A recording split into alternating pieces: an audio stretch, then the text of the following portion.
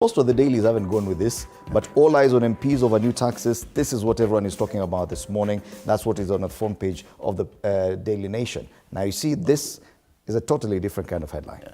On the Standard, widows cry, too many guns in wrong hands.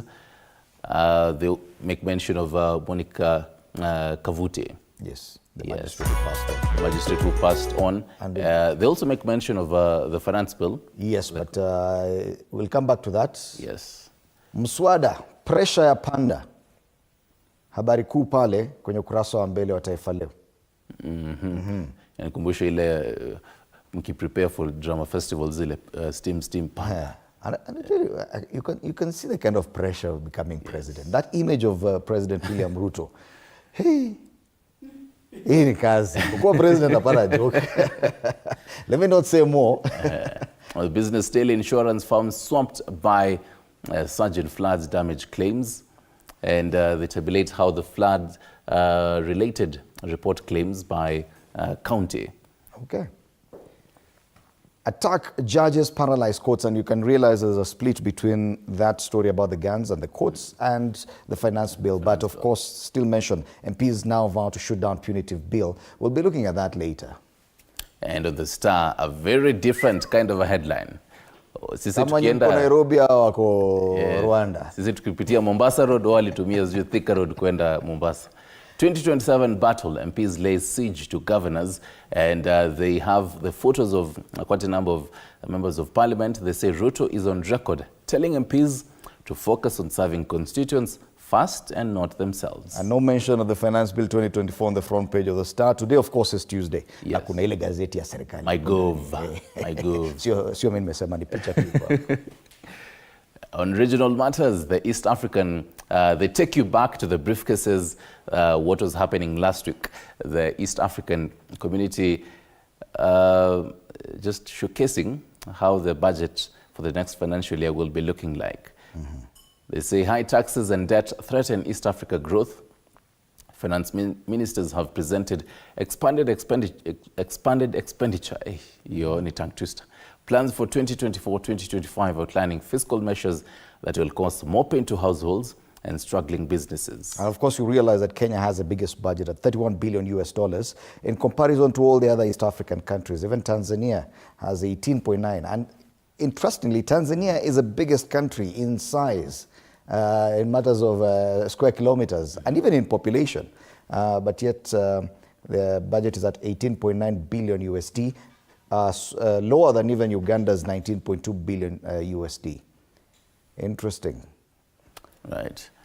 Still on regional matters, and in Uganda, school food leaves a bitter taste in government, says government. A report by the Ministry of Health carried out last year among 4,000 adolescent teenagers aged between 15 and above from 60 private and public secondary schools indicate that the majority of learners are eating non-nutritious foods, or those that increase the risk of developing non-communicable diseases such as diabetes and heart ailments. And I wish this would just come to Kenya and they talk about the kind of food eaten in schools. Zile cabbage kubwa kubwa unarushiwa pale ndani. Ni kama ya wafungwa, yani to be honest, surely. Unakula dikao bricks iko ndani ya githeri. Interestingly, the food is not just bad in public schools, even in private schools, where parents pay even extra money. Yeah. But because they're looking at so many learners, the food is never quality. This should actually be a headline in Kenya, if you ask me. It reminds me back in the day, ulikuwa unaekewa mafuta ya taa. Ndio usifanye nini? You see, ipunguza steam yako kama... Clearly it didn't work for some of you. Talk to us directly. Wow, this one, to be honest, I think this should be the big debate in East Africa. The kind of quality food that children are eating in schools, I mean, not just in public schools. Now that you're talking about dish in a county here, what kind of food are you giving to students? True. Still in Uganda, security vets parliament chairpersons, and the Ugandan parliament is under siege. Matters corruption. Still debate around that. NRM, CEC members clash over nominees. Reminds me, last week, their own DCI saying Nitakuja tu niangalie. Nitakuja kukaa hapo. Nitakuja tu kukaa hapo mkisoma budget nini. Ushasikia threat kama hiyo. The DCI says now I'll be coming and sitting in parliament. So imagine ya leo nakuja tu kuangalia how you're debating. In Kenya they don't care about such people. In Tanzania, gazeti la Mwananchi, wiki ya kuamua vilio, vicheko kwa siku 365. Wabunge wanaanza wiki ngumu na itakayobeba mustakabali wa maisha ya wananchi kwa kujadili bajeti ya serikali. So it's also happening in Tanzania. Matarajio ya wananchi ni kuona wabunge wao wanaibana kurekebisha, kuongeza au kuondoa baadhi ya mambo. Wasema mjadala wa bajeti ya serikali mwaka 2024 na 25. So the debate in Tanzania is more or less what's happening in Kenya. In Uganda they've moved on to other stories that matter. But debate over the respective budget pronouncements and estimates making news in Tanzania. But on the Citizen, something different. What expiry of US-Saudi petrodollar pact means. Oil importers are of the view that an end to the petrodollar agreement could potentially result in a decrease in demand for US dollars globally and a subsequent reduction in fuel prices. But do you think the US will ever agree to this? There's also a mention of our President, William Ruto, speaking out on court shooting of magistrate. So this story about the shooting of a magistrate in Kenya making it to the front page of a paper in Tanzania. Yes, it is on the front page. And I think, yes, even as we discuss budgets and issues around the finance bill locally, it is also good to have this story discussed on the front pages. Always. The matter of security within our courts and the misuse of guns, not just by police, but also by members of parliament. Oh, yes. And today is going to be one of the big days, even for the judiciary. I'll be telling you more about that in our news diary, but then just taking a look at what they're going to be doing. Today is the day that they've set aside to even mourn Monica Kavuti. Okay, before all that, let's take a look at the traffic situation. How it is going to be looking like. Yesterday was a holiday, so today expect rush hour ingine hapo. After 3 days of holiday, let's take a look and see if people are back to work in Nairobi. And so in Nairobi, yes, this is it. The major road usually that gives us problems is Jogoo Road, but as you can see, it's not so bad this morning. Even at Makadara. It's only around Botella, that bus station there around Botella, that bus stop that is at a standstill right now. But after that, everything else is green. Though, before uende huko, you might probably miss this one because when you were taking a look at this 30 minutes ago, it hadn't built as much. So it had started... This one you should expect because around Pipeline, that stretch on Outer Ring Road, if you're heading towards Donholm, there's a lot of matatus here, and that usually presents a lot of problems. I don't know why that road never had a separate bus stop to allow matatus to actually move out of the main highway. So they actually park right in the middle of the road and cause a traffic jam. All right, so yes, Jogoo Road, wow, and it's taking us to Mombasa Road. Is there a problem to along Mombasa Road? No? Looking good all the way into town, past Next Gen, past Capital Center into town. Mombasa Road is looking good, nothing to report about there. So is Langata Road, looking good all the way, and Mbagathi Way as well. Ngong Road, okay, fine, there's a problem along Ngong Road, just a bit of it. On the road Adams Arcade, town. Yes, at Adams Arcade, there's a stretch there that's red right now, and this is not normal at this time. Usually the red is around here, Prestige Plaza. The lights at Prestige Plaza. So probably those using Ngong Road, there could be some delay, probably an incident, but after that, it's not looking so bad. Gitaru to town, that's Wayaki Way, not a problem, nothing much to report there. And on this other end, Thika Road is also looking good. Green all the way up till when you get to the Mbagathi interchange, and as usual, the bottleneck there from Kiambu Road, that is normal. That is very normal at this time of the day. So nothing much or out of the ordinary to report about this morning. I can see a bit of a snarl up here along Limuru Road, but even there, because this is around the area at Gigiri, so it's as you head away from town, probably at Gigiri, just before you get to the UN Avenue. Yes. So everything else is looking good. So as far as traffic is concerned, as at 12 minutes past 6 this Tuesday, traffic is good. Right. Let's take a look at what to expect on the weather hold focused for the next 7 days from the 18th all the way to the 24th of June, according to the Met Department. Let me just zoom in and see. So the key interest that we do have is millimeters as above 70 to around 100 millimeters, and it's quite minimal in some small patches. Let's see, some parts of the central, parts of Nyandarua, Pale, and the western region as well. Yes. Rift Valley, Nandi. Highlights in the western part of Rift Valley. I think that's where we have a lot of rainfall. I remember a few months ago when someone was pointing out that this map was red and orange. Right now that has disappeared, mostly green, with only dots of blue once in a while. And red, still according to the Met Department, it says rainfall is expected over some parts of Highlands East and west of the Rift Valley, the Lake Victoria Basin, the Rift Valley as well, and the coast, and the rest of the country is likely to generally be dry. That is, for the next 7 days, it says intermittent cold and cloudy conditions are also expected over some parts of the Highlands East and west of the Rift Valley, as well as high average daytime temperatures of more than 30 degrees Celsius in some parts of coast, northeastern and northwestern. And finally, the nighttime temperatures will be as low as 10 degrees Celsius. Right. So we do expect some, most of the coast as well as west and Rift Valley for the daytime above 30 degrees Celsius, and then for the nighttime 10 degrees Celsius as well. That is for the weather. But then, as you're saying, today is going to be an interesting day, and I would like the feedback from the viewers. What do they think about the planned protests to just outside Parliament buildings? So today we're asking you, do you support the move by a section of Kenyans to carry out protests outside Parliament buildings over the Finance Bill 2024? Do you support the move by a section of Kenyans to carry out protests outside Parliament buildings over the Finance Bill 2024?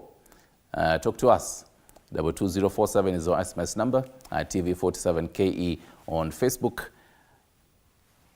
and at TV47 News on X. Right. We can take a look at the news diary as well, which largely also reflects on the Finance Bill. Quite a number of highlights on the same. So the National Assembly Committee on Finance and Planning Chair Molo MP Kuria Kimani is expected to table the report of the public participation on the Finance Bill 2024, where members of Parliament will today debate on that. Now, something to note, these members of Parliament will on Thursday be voting, and the voting will not be happening today. Something else interesting, today morning, President William Ruto is expected to chair the Kenya Kwanza Parliamentary Group meeting at State House. And the purpose of this meeting is just to basically whip the legislators to back the Finance Bill 2024. So even as this PG meeting is going to be happening, another PG meeting will be happening, and that is on the Azimio side on the next page. So Azimio La Umoja MPs will today be convening in Parliament around today in the evening. So according to National Assembly Minority Leader Opiyo Ndai, the meeting shall deliberate on the contents of the Finance Bill 2024 as the members seek ways to block the tax proposals.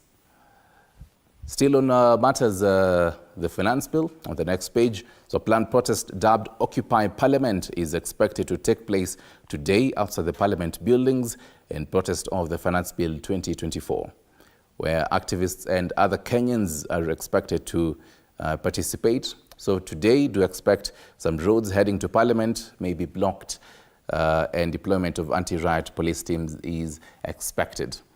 Now, away from matters, the Finance Bill 2024, two highlights for today.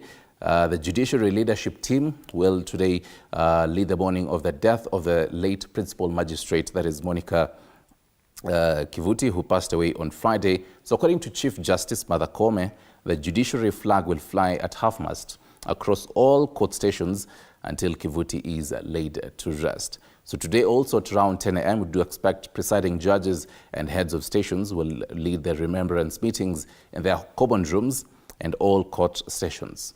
And finally, today is International Day for Countering Hate Speech. Yes. Leo ukianza maneno ya hate speech Ukianza kusema niko 60. Ukianza kusema nilizaliwa juzi, hiyo inaweza kuwa hate speech. But anyway, today is International Day for Countering Hate Speech, recognized on the 18th of June each and every single year. And the theme for today, actually this whole week, by the way, not just today, this whole week, it started yesterday and it goes all the way to the 20th. And the theme is the power of youth for countering hate speech. Yes. Yes. The youth should be countering hate speech. Not perpetrating hate speech. So you was No, it's the theme of this year's celebrations. All right, and that is today is diary. Do expect that in our subsequent bulletins. Before we get to the papers, let's take a look at Today in History. On this day, Kenya won the UN Security Council seat after beating Djibouti in the second round of voting.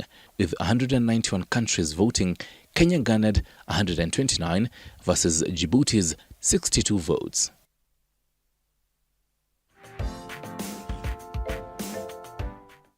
And I think it's time now for us to take a look at the dailies.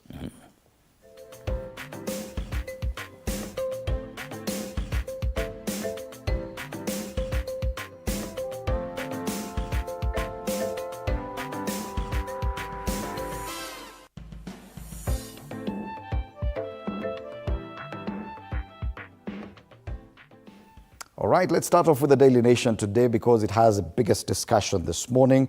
All eyes on MPs over new taxes is a big headline. Kenya Kwanza and Azimio have called parliamentary group meetings today to rally their troops this morning. MPs allied to the Kenya Kwanza coalition are meeting the president as the rest continue with their plans. D-Day, after the National Assembly's Finance and National Planning Committee last evening heeded Kenyans' calls and recommended the removal of some punitive proposals from the Finance Bill 2024. The focus will be on the House today as the bill is tabled for a second reading.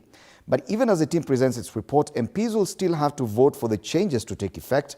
Will they listen to the people? Because yes, I've seen a number of reports that the National Assembly's Finance and National Planning Committee has actually recommended, it's a recommendation, that will remove the punitive taxes. Some of them, like the one on bread, like the motor vehicle tax. But wait, this is still subject to approval by members of parliament. Yeah. So it is not final yet. Yeah. They may actually go for this parliamentary group meeting and they get the direction that, do not remove a comma or a full stop. Then what happens next? So yes, it is not done until it is.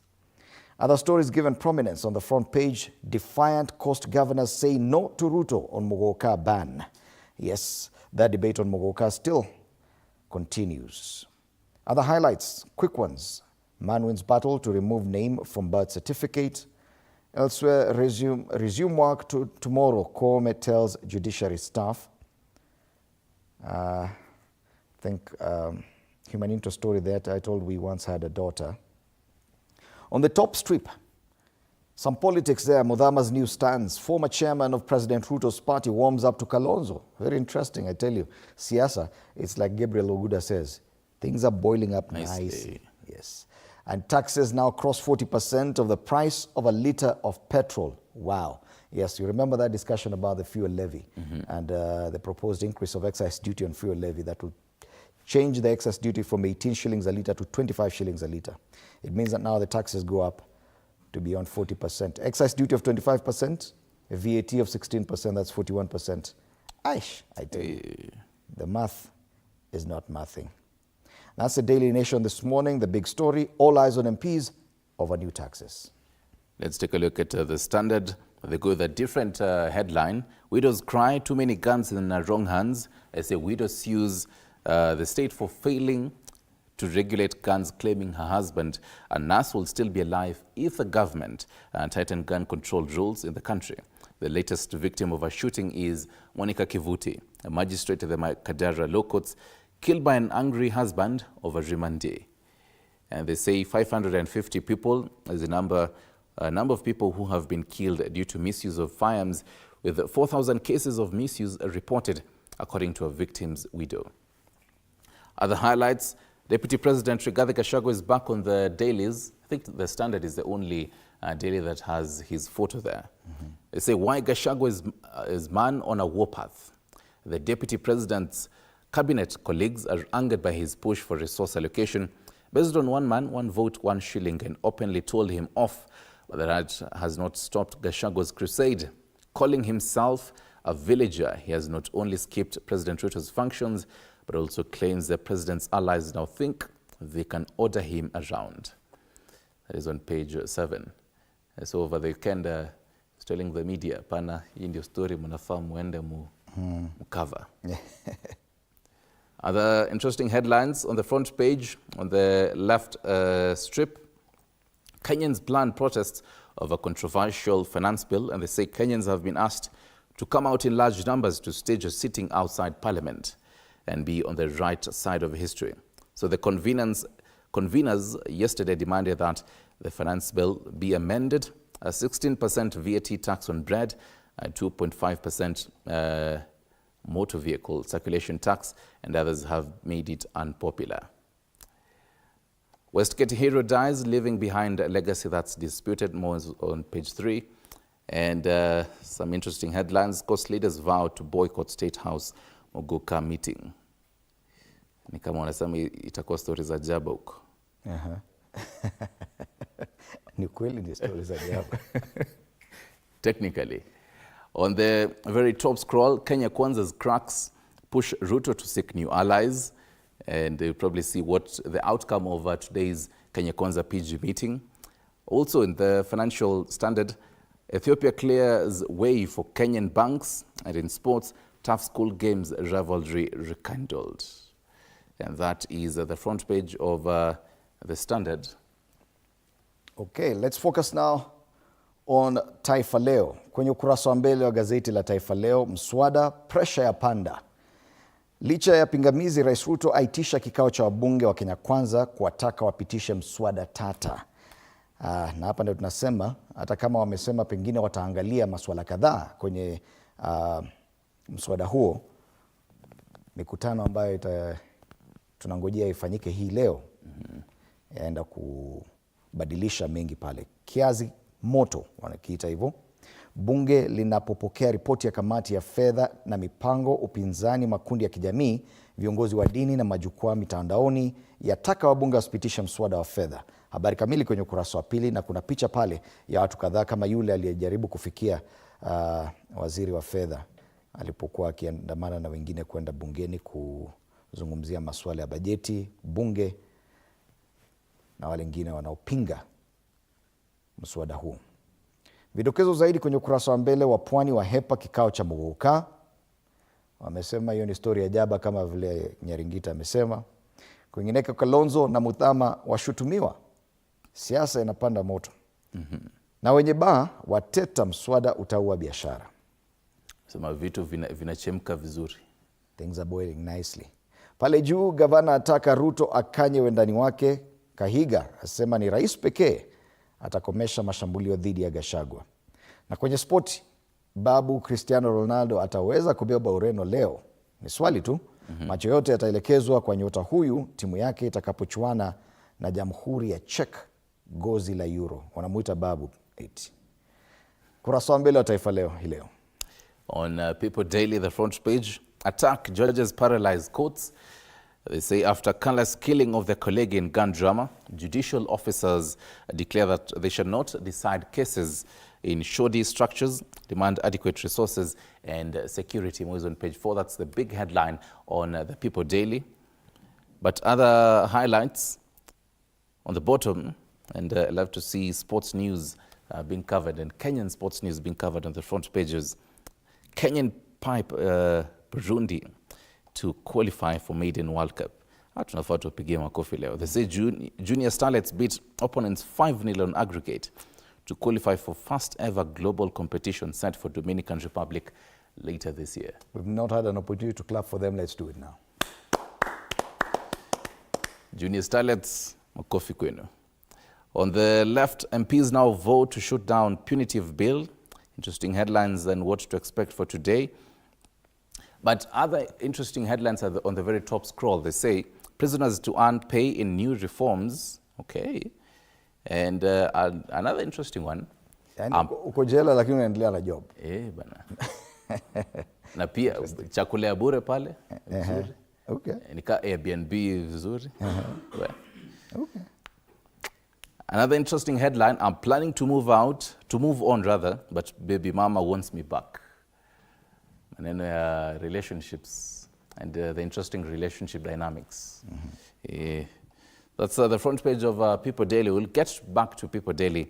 Stanos will take on page 10 in a few, but another paper. Let's focus now on the Business Daily, Matters Business. Insurance firms swamped by surge in floods damage claims.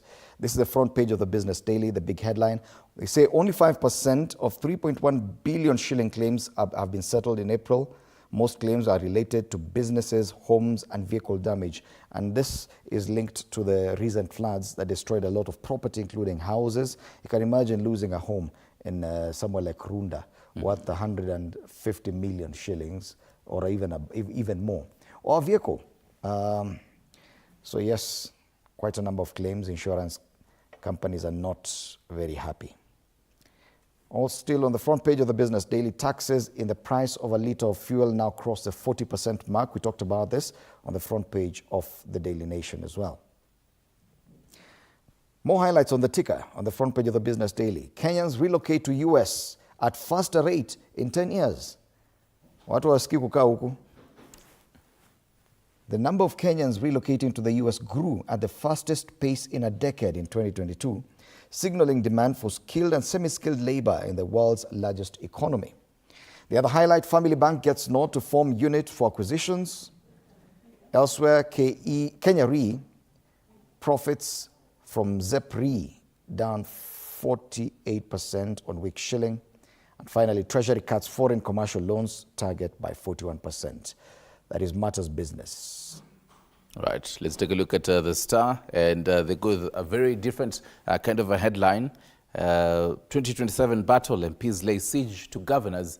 They say Ruto is on record telling MPs to focus on serving constituents first and not themselves. That's the biggest, the big headline on the Star, but other highlights are on the bottom scroll, about 3 of them.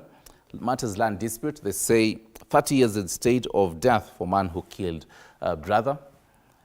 From that, flashy politicals pledge millions in fundraisers. So more context on that is a clique of youthful politicians is engaged in unprecedented money splurging spree, donating millions in harambees, displaying big motorcades and sometimes helicopters as they traverse the country.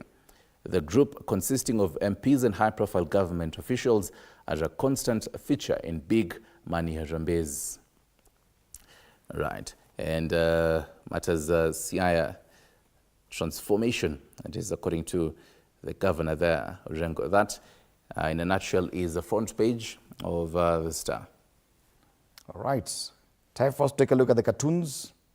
And we start off with a cartoon on the front, on page, not on the front page, on page 15 of the Daily Nation. Daily Nation, okay, so of course, it talks about what everyone is talking about in Kenya today, and that is a finance bill, yes. 2024. And the president, speaking on his presidential podium, he says, pass it all the same. And he has a lot of fumes coming out from his ears, meaning he's not happy. And he appears to have control of parliament buildings. There's a leash from his presidential podium to parliament. Meanwhile, there are 2 gentlemen on opposite either side of the president. On his right, there's the former Prime Minister Raila Odinga walking away comfortably, whistling. And on the other side, there is the Deputy President, Rigathi Gachagua, apparently listening to the ground, and he has a crown. He has his ear on the ground, is listening to the ground. On page,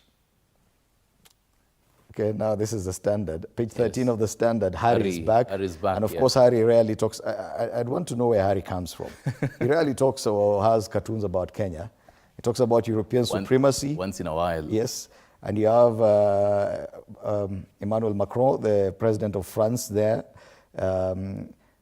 Meloni. Yes, and that's the Prime Minister for Italy, Meloni. Yeah. So probably they're in a contest, an arm wrestling contest with Olaf Scholz, the Chancellor of Germany, looking on. Matters Europe.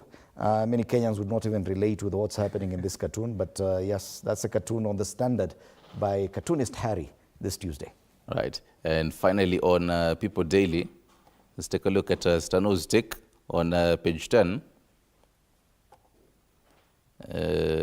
Kikubali kufunguka. Good. It goes with matters junior starlets. The commentators there saying, I have so much to learn from the girls. That is Harambee Stars, probably the coach. And he's watching on the small TV that he has there. Junior starlets qualify for Maiden World Cup. Oh yes, and that really goes to show how much Harambee Stars really has to learn from the junior starlets. Interesting. Yes. Yes, it is something to be proud of for the very first time. A Kenyan team qualifying for the World Cup in football. In football, yes. Yeah. Interesting. All right, we'll be looking at some of these headlines with my panelists just after the break. I introduced them earlier on. Let me reintroduce them to you. Alex Mwathi, political analyst, Jude Njomo, former MP Kiambu Town, and Joe Mutambo, former MP Mwingi Central, will be in studio to help us look at some of the big discussions, of course, biggest among them, the Finance Bill 2024, which is expected to be tabled in National Assembly this afternoon. We'll stand by for that. And of course, you can be part of this conversation online, on X at TV47 News, and on Facebook, TV47 Kenya. All right. And speaking of which, remember our question of the day for you, which you could also always chime in on the same. We're asking you, do you support the proposal, or rather, do you support the move by a section of Kenyans to carry out protests outside Parliament buildings over the Finance Bill 2024? Do you support the move by a section of Kenyans to their moving to occupy outside Parliament buildings today in protest of the Finance Bill 2024? Talk to us at TV47 Kenya on Facebook. Number 2047 is our SMS number. 0793 267 279 is our WhatsApp number.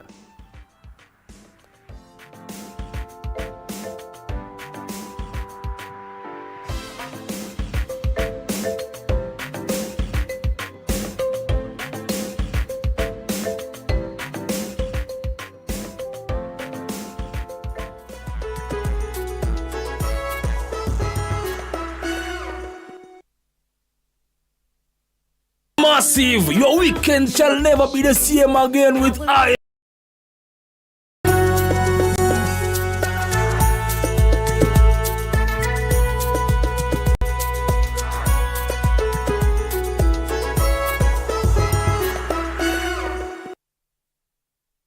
Kila kiongozi ana hadithi yake ya kipekee. Wazazi wangu walikuwa bit strict kwa sababu mamangu mwenyewe, mimi kutoka kuzaliwa sijailala nje. The white small one, huyo ana sniff gunpowder na risasi na bomb. Alafu huyo mwingine ni Ridgeback ana sniff simba. Even the employees knows that. So when in the boardroom is the chairman, the CEO, and the rest of. At what point are you a wife? The minute you get to that inside that door, you become now the wife. Na kila maamuzi wanayoyafanya hufichua mengi kuhusu utu wao na uongozi wao. We see God blessing us, and we now realize the power of giving also has to be rewarded back. Kupitia kipindi Mfahamu Kiongozi, tunakuletea mahojiano ya kusisimua na uchambuzi wa kina kuhusu viongozi wetu. Pick your core business as the bigger stones. Put them in your diary first. Give priority the bigger things. Usikose kila Alhamis saa 1:30 jioni.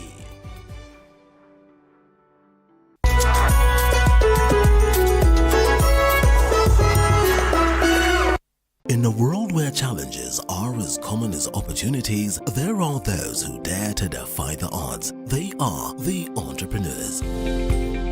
Entrepreneurship isn't just about starting a business. It's about embracing uncertainty, pushing boundaries, and turning dreams into reality. Hata ambao ni pesa ya kusave, wallahi.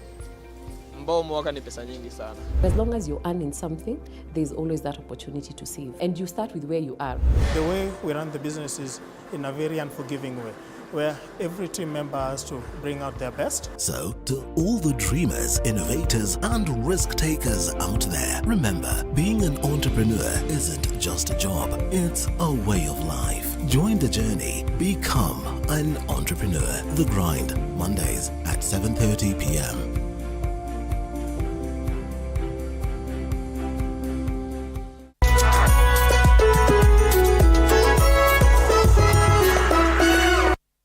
year on Beyond the Limit, we celebrate the extraordinary achievements of individuals who redefine possibilities. In a journey of resilience and determination, these individuals demonstrate that limitations are merely stepping stones to greatness.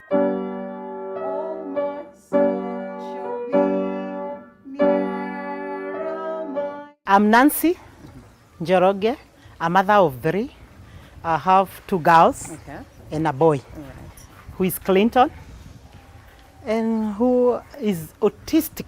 When my heart got healed, I decided to come out to be creating CP awareness, to let other people know that there is such a condition, and people that has it is not that they are witches. Together, let's go beyond the limit every Saturday at 8 p.m.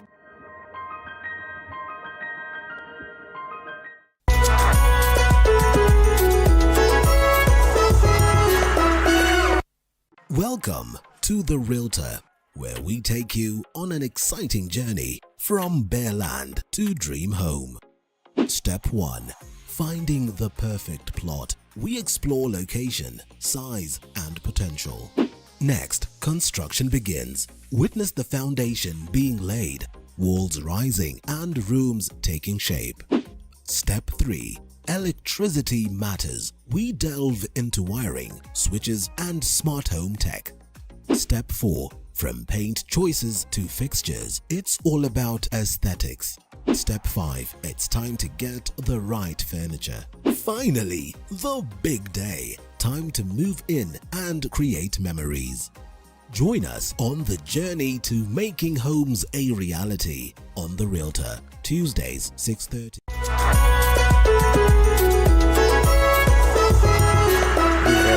It feels like a Monday, but it is Tuesday after that long weekend. Now we're back, and it promises to be a very interesting, very exciting day, of course, with the anticipated protests dubbed Occupy Parliament. Many people who oppose the Finance Bill 2024 and the provisions therein intend to have a protest event outside Parliament this afternoon. We'll be covering that throughout the day, and do stand by in our subsequent bulletins to bring you that. This morning, something is happening. Parliamentary group meeting by President William Ruto, him meeting members of the National Assembly and other legislators as they plan forward with regard to the budget estimates that were read last week and the Finance Bill 2024 that is expected in the House this afternoon. With me this morning, we're privileged to have for the very first time on this panel, Jude Njomo, former MP Kiambu Town. Karibu sana. Thank you very much. It is a pleasure having you at TV47. It's also a pleasure to be here this morning, and I would like to greet your viewers this morning. Good morning. Karibu sana. Now, Alex Mwathi, a familiar face on this panel, a political analyst. Karibu sana. Asante. Good to have you back in studio. And just to say hello to your viewers and to thank God that this morning is as bright as it is. Oh yes, and it promises to be hotter even as the day progresses. Let's wake up and go and be busy what we're supposed to do, and let the members of Parliament do what they have to do. All right, we are still hoping that Joe Mutambo, former MP Mungi Central, will be joining us, but we'll start the conversation. Before we even get to matters of finance bill, and I'm sure that will take a lot of our time, there's another discussion that features on the front page of the Standard, and it is the biggest headline on the front page of the Standard. Widows cry. They say too many guns in wrong hands. There's a widow who has sued the state for failing to regulate guns, claiming her husband, a nurse, would still be alive if the government tightened gun control rules in the country. The latest victim of a shooting is Monica Kivuti, a magistrate at the Makadara Law Courts, killed by an angry husband over rimandi. This story, interestingly, features also on one of the dailies from our neighboring country, and that's Tanzania.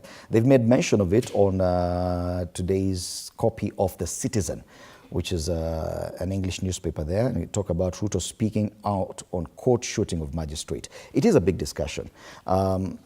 Recently, we saw even members of parliament accused of mishandling some of the firearms that they have. And let's start from there, Bwana Jude Njomo. You've been a member of the National Assembly and probably among the few Kenyans who are privileged to probably be a licensed gun holder. But these are the kind of debates we usually hear in America. Gun control and debate on guns and how to use them, how freely should they be available to people. In Kenya, this is a new debate on guns. What do you feel? Why do you think this is? There have been several incidents of late where guns have been misused, and the most lately is when the chief magistrate was shot in Makadara. Was it Makadara? Yes. In Makadara law courts. And previously, we had a shooting in Kiambu where we lost, this actually was my relative, the son of my cousin, Anthony Jomo, who was shot down in Kiambu when he was in entertainment place. Before then, a member of parliament from Gatondo South opened fire to a crowd, and one person died and another one still have a bullet launched in his body. Now, if you look, and there before I remember I lost also a friend in Kiambu who was called Mukundi, who shot his wife, then he took his own life. We've had many incidents where guns have been misused. In the Makadara case, the gentleman was a policeman. He was legally having that gun. He was a trained cop, and he knows how to use a gun. But in all these incidents, I see one thing common. Are these people in the right state of mind to be carrying such fatal weapons? And to me, what I would say is we need to look at our regulations and see how guns are issued. I remember, I think 2 or 3 years ago, the government decided to vet all the gun owners. But I think the key thing in the vetting process was to find out who has what. How many guns do you have? Are they licensed?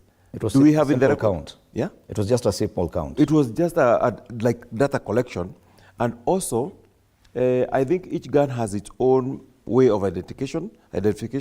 So they wanted to have those, like the way you can go and take your biometrics. So they wanted to take the identifications for each gun to make their work easier when there is an incident. I think one thing they missed is to check who are these gun holders. Because whenever you're getting a gun license, there's a requirement that you go for mental checkup. You go to, like when you're in Nairobi, you go to Mathare Hospital, and the doctors there check whether you are mentally fit to have a gun.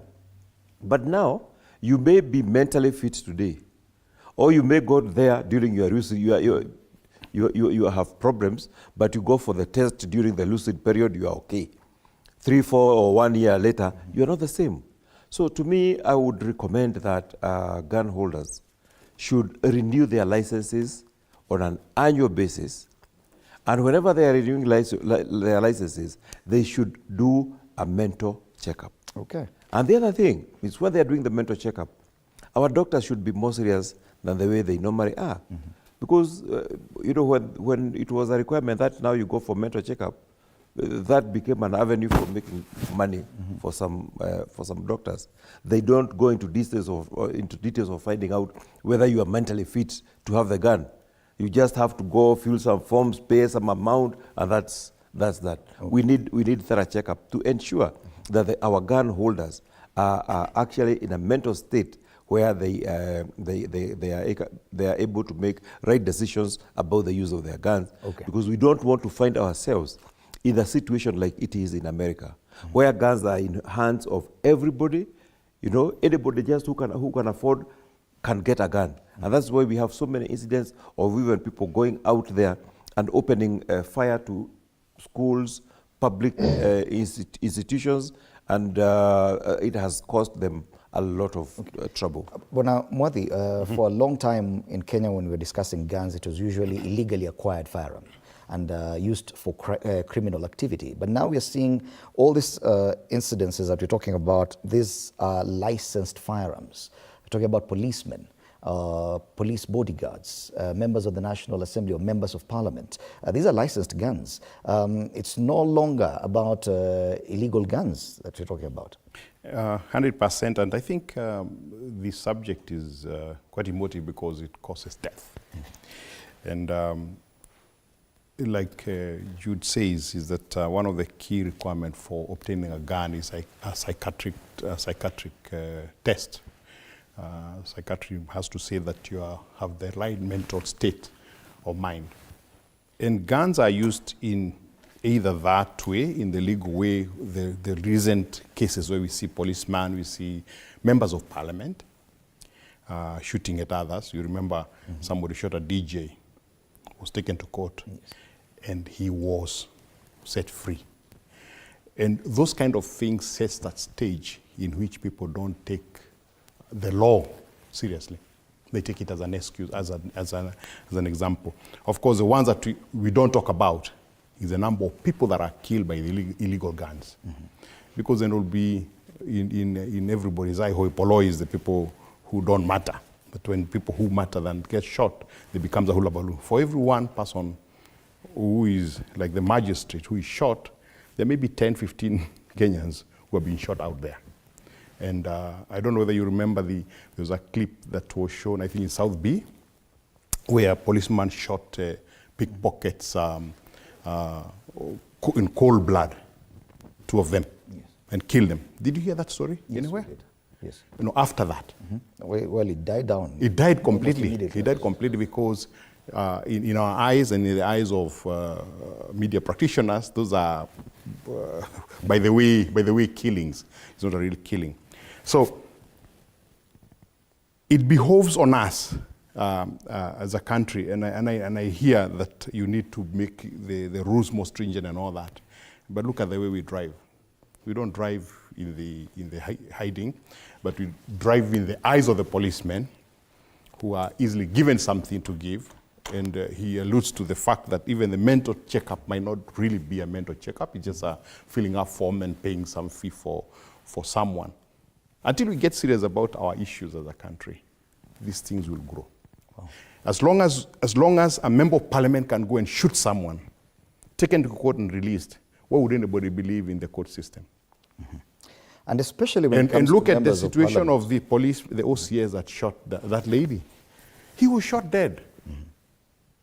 He should have been shot to be maimed, because the police are not meant to just shoot people to kill, so that you can actually be able to explain.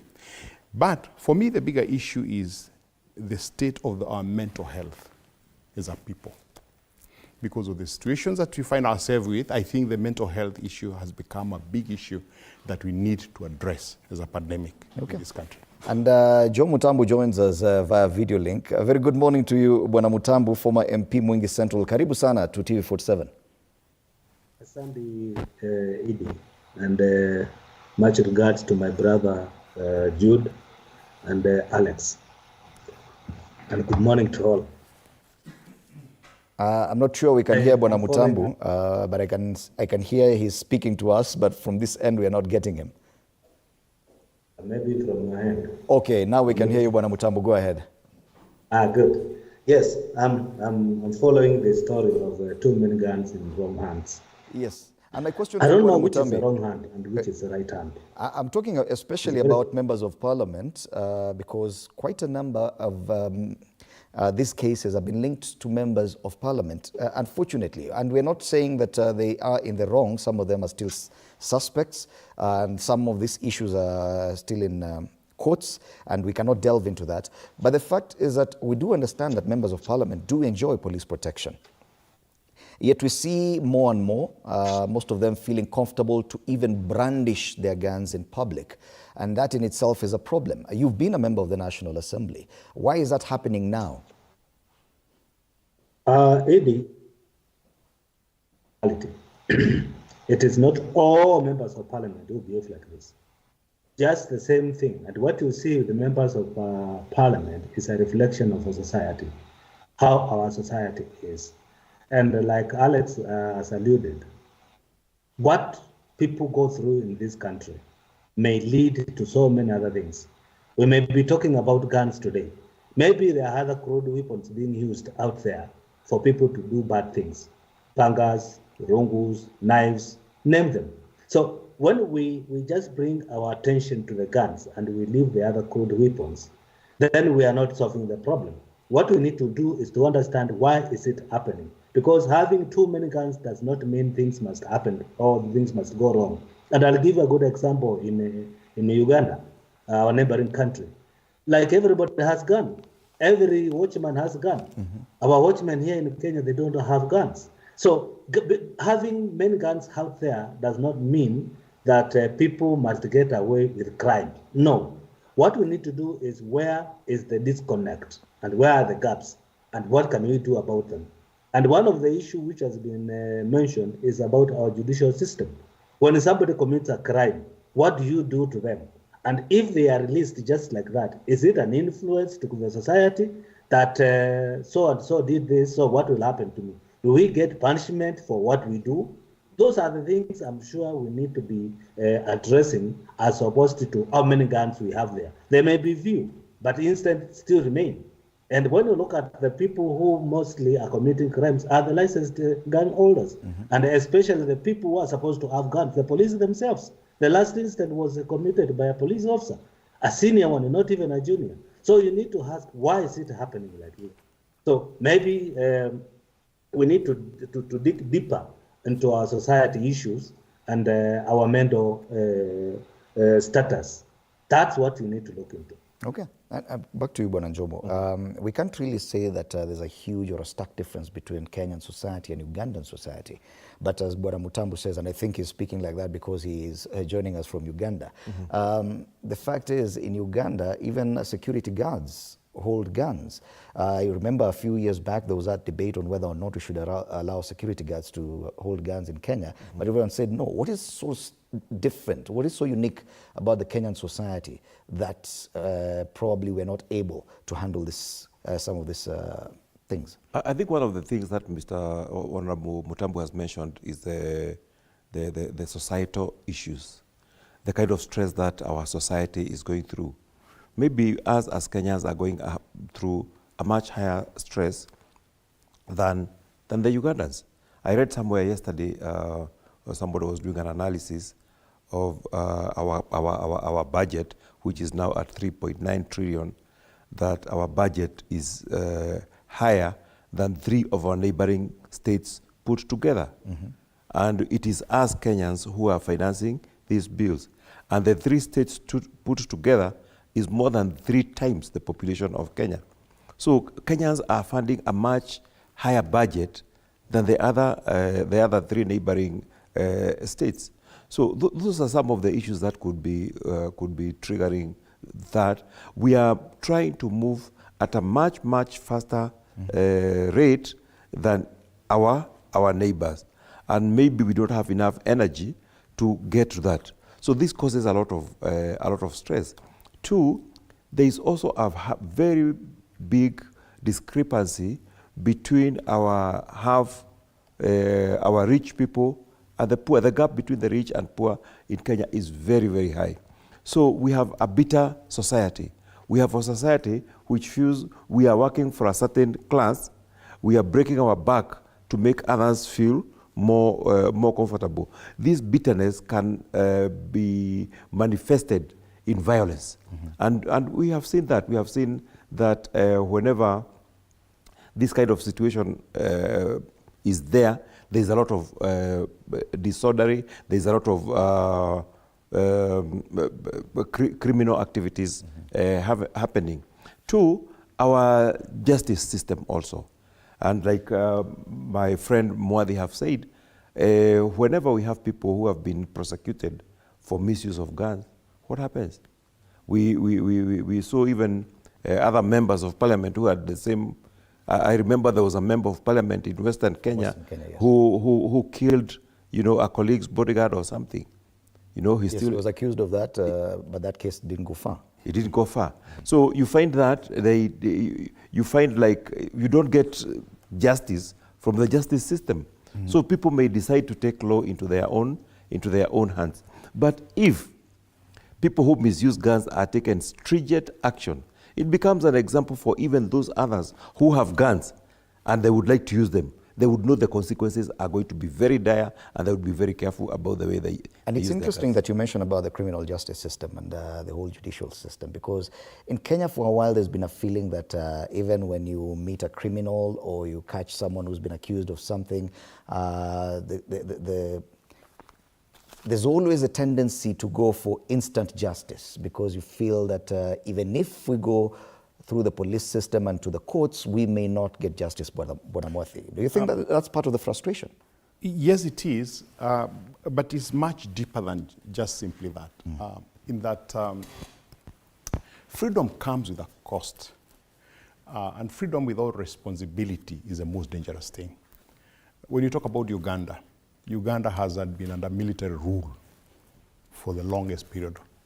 I think from 1969 when Idi Amin took over, the Ugandans have been under military rule in the real sense of the word. There have been elections, but we know when you rule for 40 years, it means that you're doing it with an iron fist. And we've seen that. Those of us who go to Uganda see the presence of military and all that.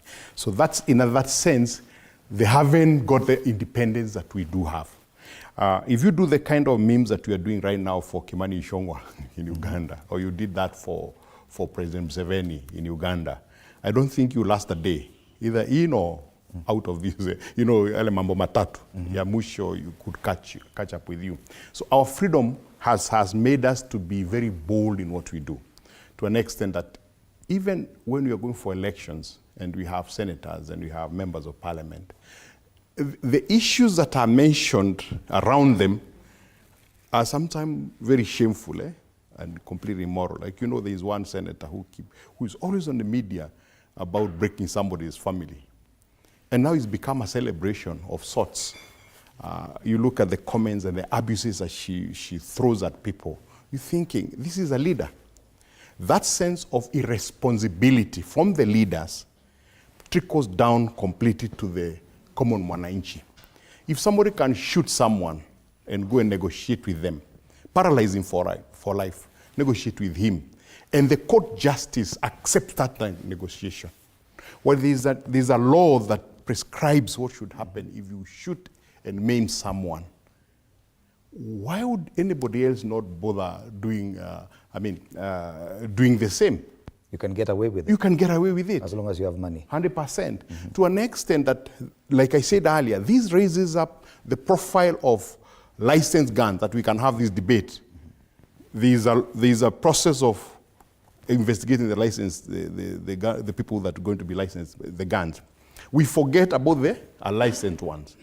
And other issues that are happening in the society because of this same thing, that we are ignorant of the little things that really matter. Okay. So it's deeper. It's not just a matter of a regulation of guns. It's a completely thinking of society. And history has taught us one dangerous thing. The societal change takes time. To the negative side, much faster than to the positive side. To an extent, you have a Moi who misruled this country for 24 years, and people became, if somebody like Judy is elected member of parliament, immediately becomes the smartest man in the village. He becomes the person to go to for every thought, including marital matters, including everything. And our society takes you on a pedestal that a lot of people cannot be able to handle. Hence, this whole issue of irresponsibility on leadership that trickles down to the people down. And Bwana Mutambu, Bwana Jude Njomo mentioned something interesting, that probably as Kenyans we are under more stresses in comparison to our neighboring countries. And I'm looking at the front page of the East African, which is a weekly release, and it has images of of at least four CSs or ministers for finance. And we're looking at Kenya. Kenya is the first and has a budget of 31 billion shillings. In comparison to Uganda, well, Uganda is relatively smaller and its budget is $19.2 billion US. Tanzania, which is way bigger, 18.9 billion, and then Rwanda, 4.43 billion shillings. Do you think that some of these burdens, economic, could be contributing to the kind of mental health issues that we're suffering as a nation, that some of these frustrations are weighing down even on societal issues? I don't think, I know Okay. I know it is contributing, not a matter of thinking. Because if you stress somebody to a point where they cannot afford to live a day, and whatever they have, you are ready to take it away from them, what will happen to that person? Talk of Uganda. The country Uganda is totally different from Kenya. When it comes to food security, Uganda is way far from us. They have everything they need because their food security is bigger than ours. We do not have the kind of food which Uganda have. So they may be settled in one way or the other. But that being said, when you come to Kenya, anything you do today, name it, even if you are rearing a chicken, you'll have to pay government for that.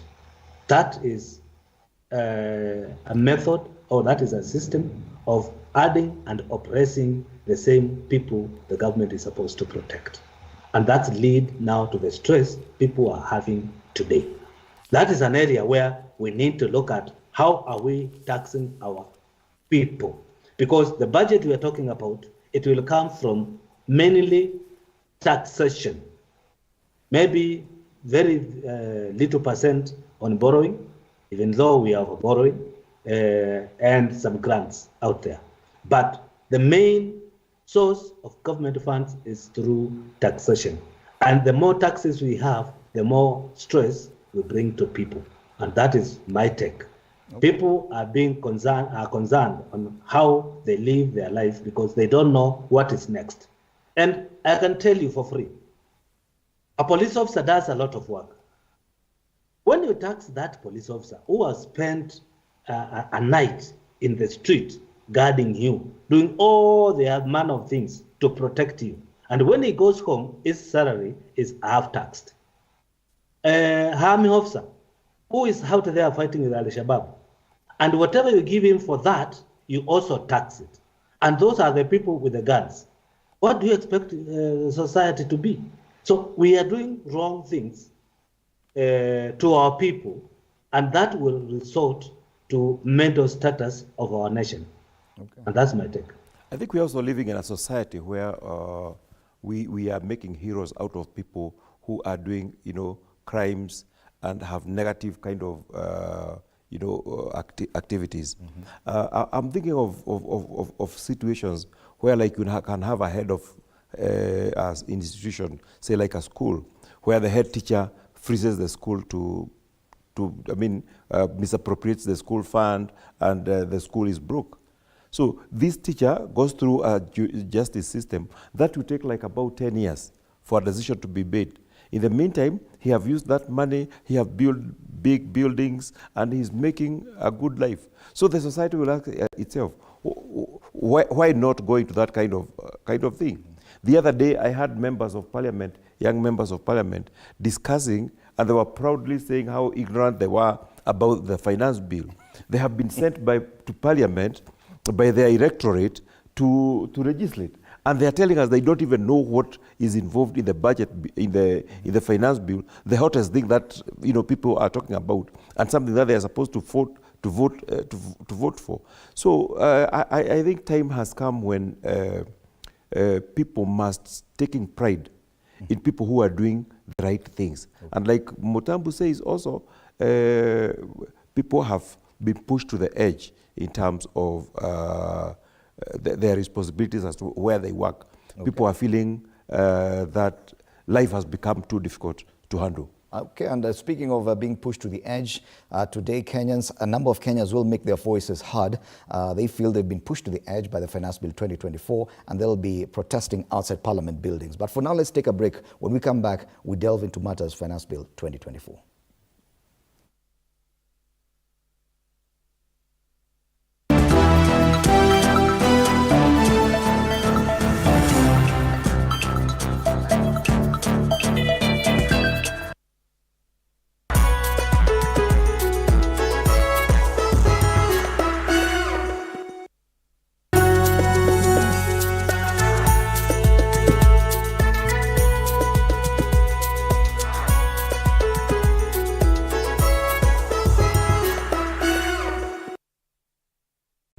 Kila kiongozi ana hadithi yake ya kipekee. Wazazi wangu walikuwa bit strict kwa sababu mamangu mwenyewe, mimi kutoka kuzaliwa sijailala nje. The white small one, huyo ana sniff gunpowder na risasi na bomb.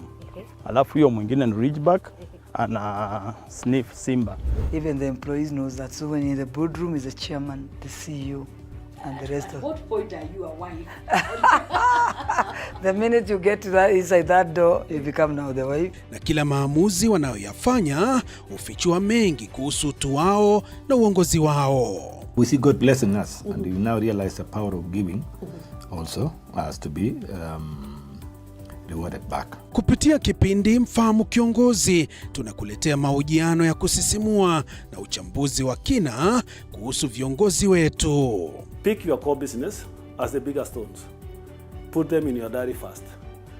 Give priority the bigger things. Usikose kila Alhamis saa 1:30 jioni.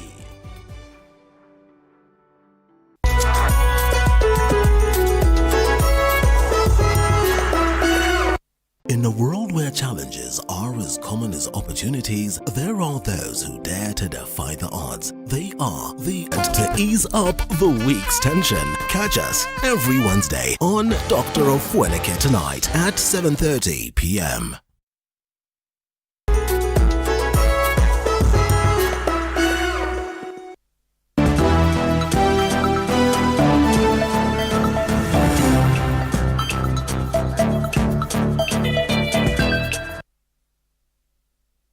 Welcome back. You're watching TV 47. This is the Morning Cafe, State of the Nation, this Tuesday with me, Fred Indimuli. And I'm still in studio with Jude Njomo, former MP, Kiambu Town, and Alex Mwathi, political analyst, with Joe Mutambo, former MP, Mwingi Central, joining us via video link. Just before the break, we've been discussing this big headline on issues to do with gun and gun control. We have experienced quite a number of incidences that some, unfortunately, have ended up with the deaths of a number of people through misuse of licensed firearms. And we drew that there could be a connection with the economic situation and that we're currently facing as a country. Now, I want us to move to that economic situation.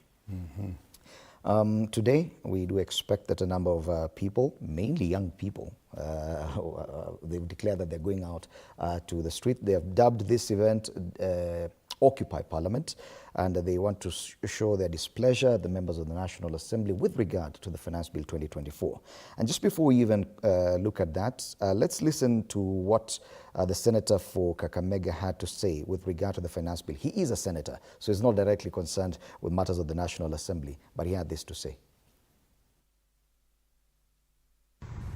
According to the Constitution of Kenya, the responsibility ya kupitisha, ya kufanyia amendment ya finance bill haiko katika mikono ya Senate, iko katika mikono ya National Assembly.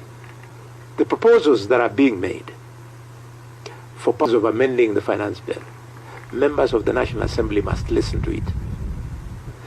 This country is not going away. If you wanted to build a project in a period of 3 years, and it is forcing you to tax mwananchi more, there's nothing wrong in you spreading it out. You build the project in 5 years so that you tax mwananchi less. I'm confident that next week Parliament will unlock this. In fact, I'm going to be glued on TV. I see how Fred Ikana will vote. I want to see how Shinali will speak. I want to see Ersi. If Ersi Mohanda is truly who she says she is, she should now live beyond politics of skirts, wearing skirts and being fit in skirts. Now she moves into politics of analytical thinking. I'm waiting to see that Peter Salasia will move out of TikTok and push the agenda of the people. I'm waiting to see that Nabulindo, MP for Matungu, who worked in Parliament for many years before he became an MP, will take advantage of having been a senior officer in Parliament to do the right thing. I'm waiting to see Aseka Miradi, who I hear has some training in accounts to emerge, and we see him. And so do I expect of Dindi Mwale. So do I expect of this guy from Likwani, Mheshimiwa Mugabe. We want to see whether Mugabe has now moved out of the little officer he was in the county government of Mombasa to now a national leader. This is what we are waiting for. Yes, Senator for Kakamega Boni Halwale there giving his views on how this matter should proceed before the National Assembly. And it is rare to see members of the Senate now talking to their counterparts and saying this is how you should do it and giving that kind of pressure. It is the same pressure we saw last week or even through the weekend that Kenyans looked for mobile phone numbers of members of the National Assembly and sent them messages directly. Okay, fine. Some of them were not very nicely written. There were some unpalatable words used, but there was still pressure. There's a lot of pressure on these members of the National Assembly. There's more pressure this morning as more, especially those aligned to the Kenya Kwanza Alliance, meet the president, their party leader.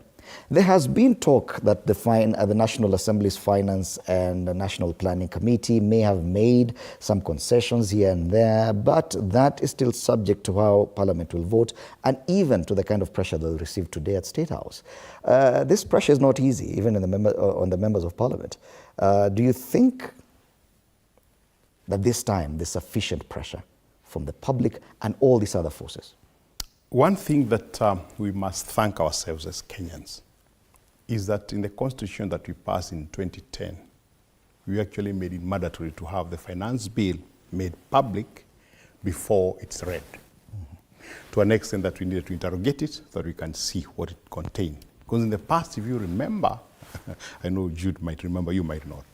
The Minister for Finance used to come with and that's why this process of standing before his office and getting a picture taken with his briefcase, because no one knew what that briefcase contained until he read it. Yes. Until he read it. So now what happens is that as soon as he read it, of course, the Parliament now was supposed to debate it and then pass or make amendments. But now we got it so early. The last 2 months we've been talking about it. To an extent that even as members of Parliament, some of them say that they haven't read the document, Kenyans have read it. Not in whole, but in part. Because a lot of people know where it touches and is where the taxes are going to be. And for me, I think it's very healthy as a nation to be able to do that. To an extent, up to Thursday, people had had their inputs. The committees of Parliament even had a day, a face-to-face day, to be able to meet some stakeholders so that they could discuss with them, which for me is a very important thing. That there is public participation, not the propaganda one, but a real whatever. And Kenyans have shown their displeasure with that. Of course, everybody is bound to interpret things differently.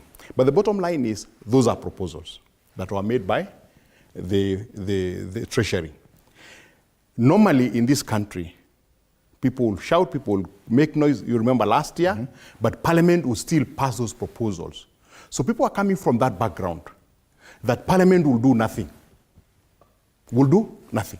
They will sit there and pass it. And we have seen comments with some members of Parliament. Unfortunately, one of them, I think, is a neighboring constituency to where Jude was the MP, saying that, look, you elected me, but really, you elected Ruto. and me, I'm a servant to Ruto, so I'll do whatever he tells me to do. And he's the one who wants this thing, so I'll pass it. So, and we are hoping that for once, members of Parliament will do what they're supposed to do. Take the responsibility to discuss. Talking about these people that are picketing, they have a right to picket.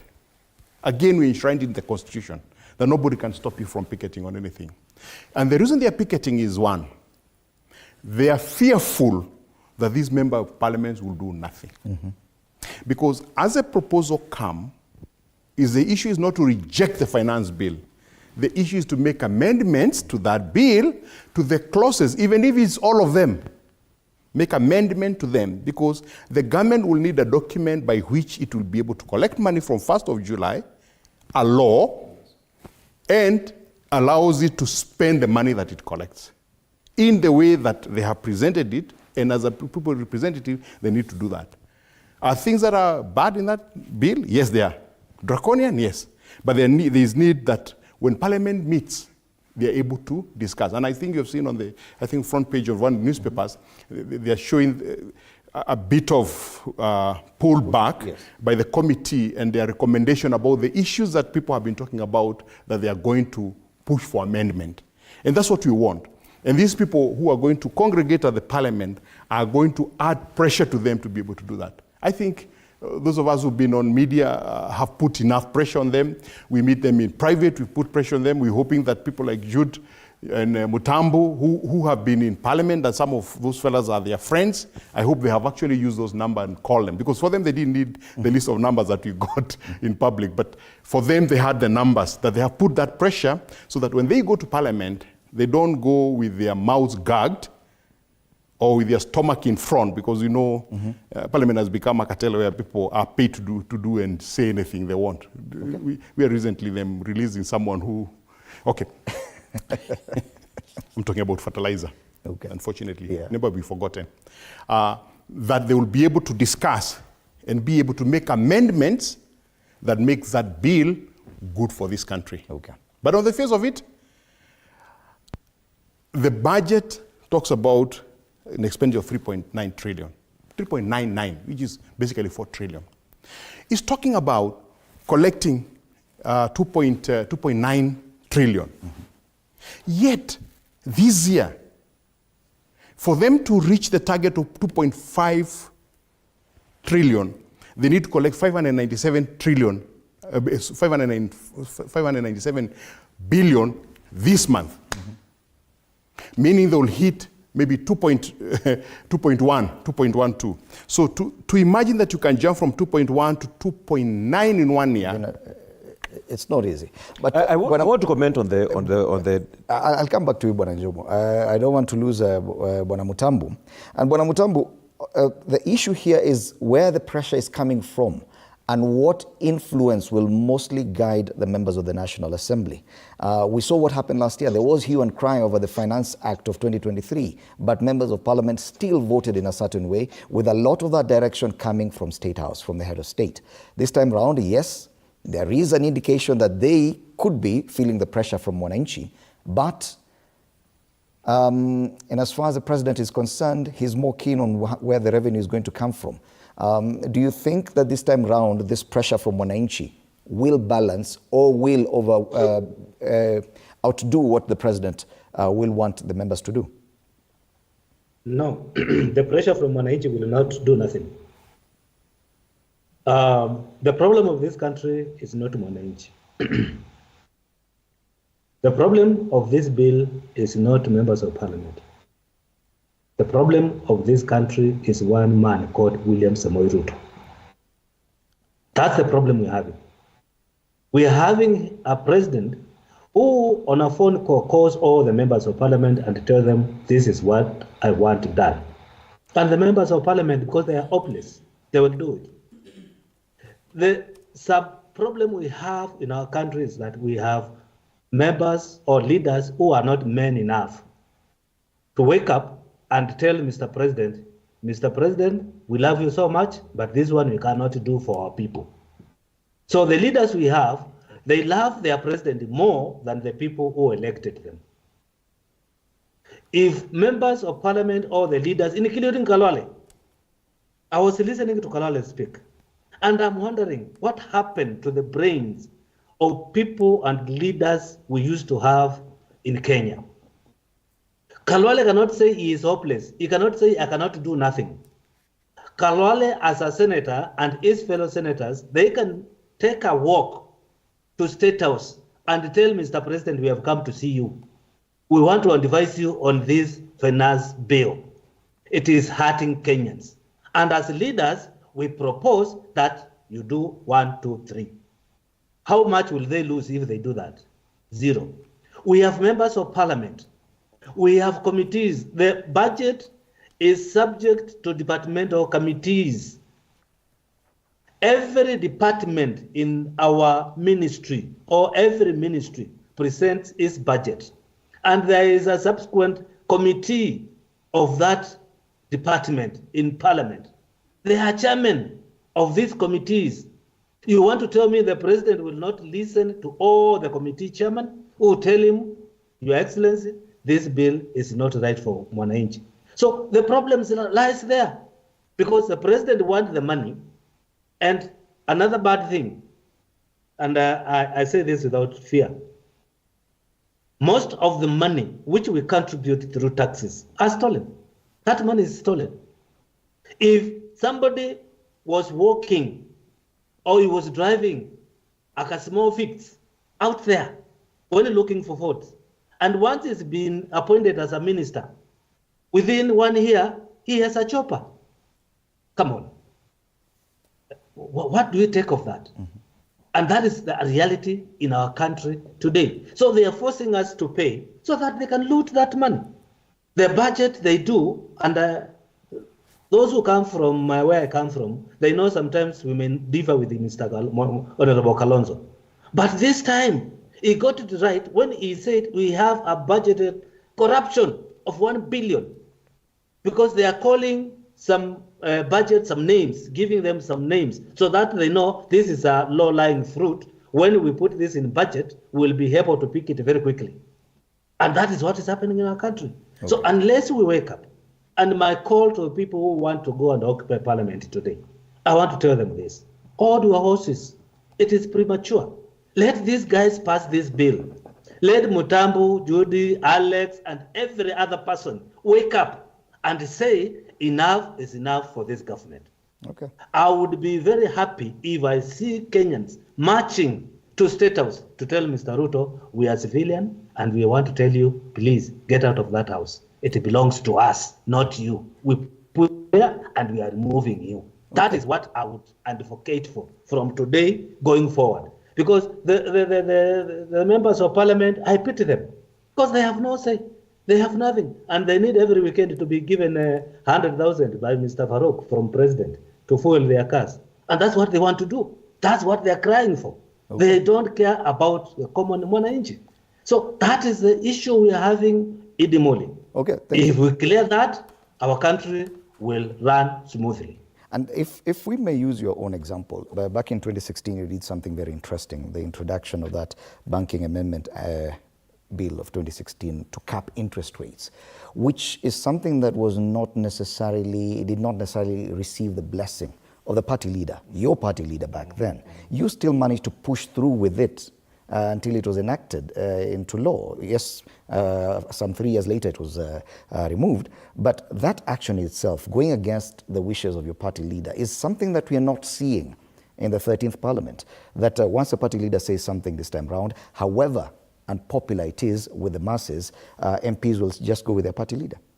I think this all shows us what drives you into doing what you want to do.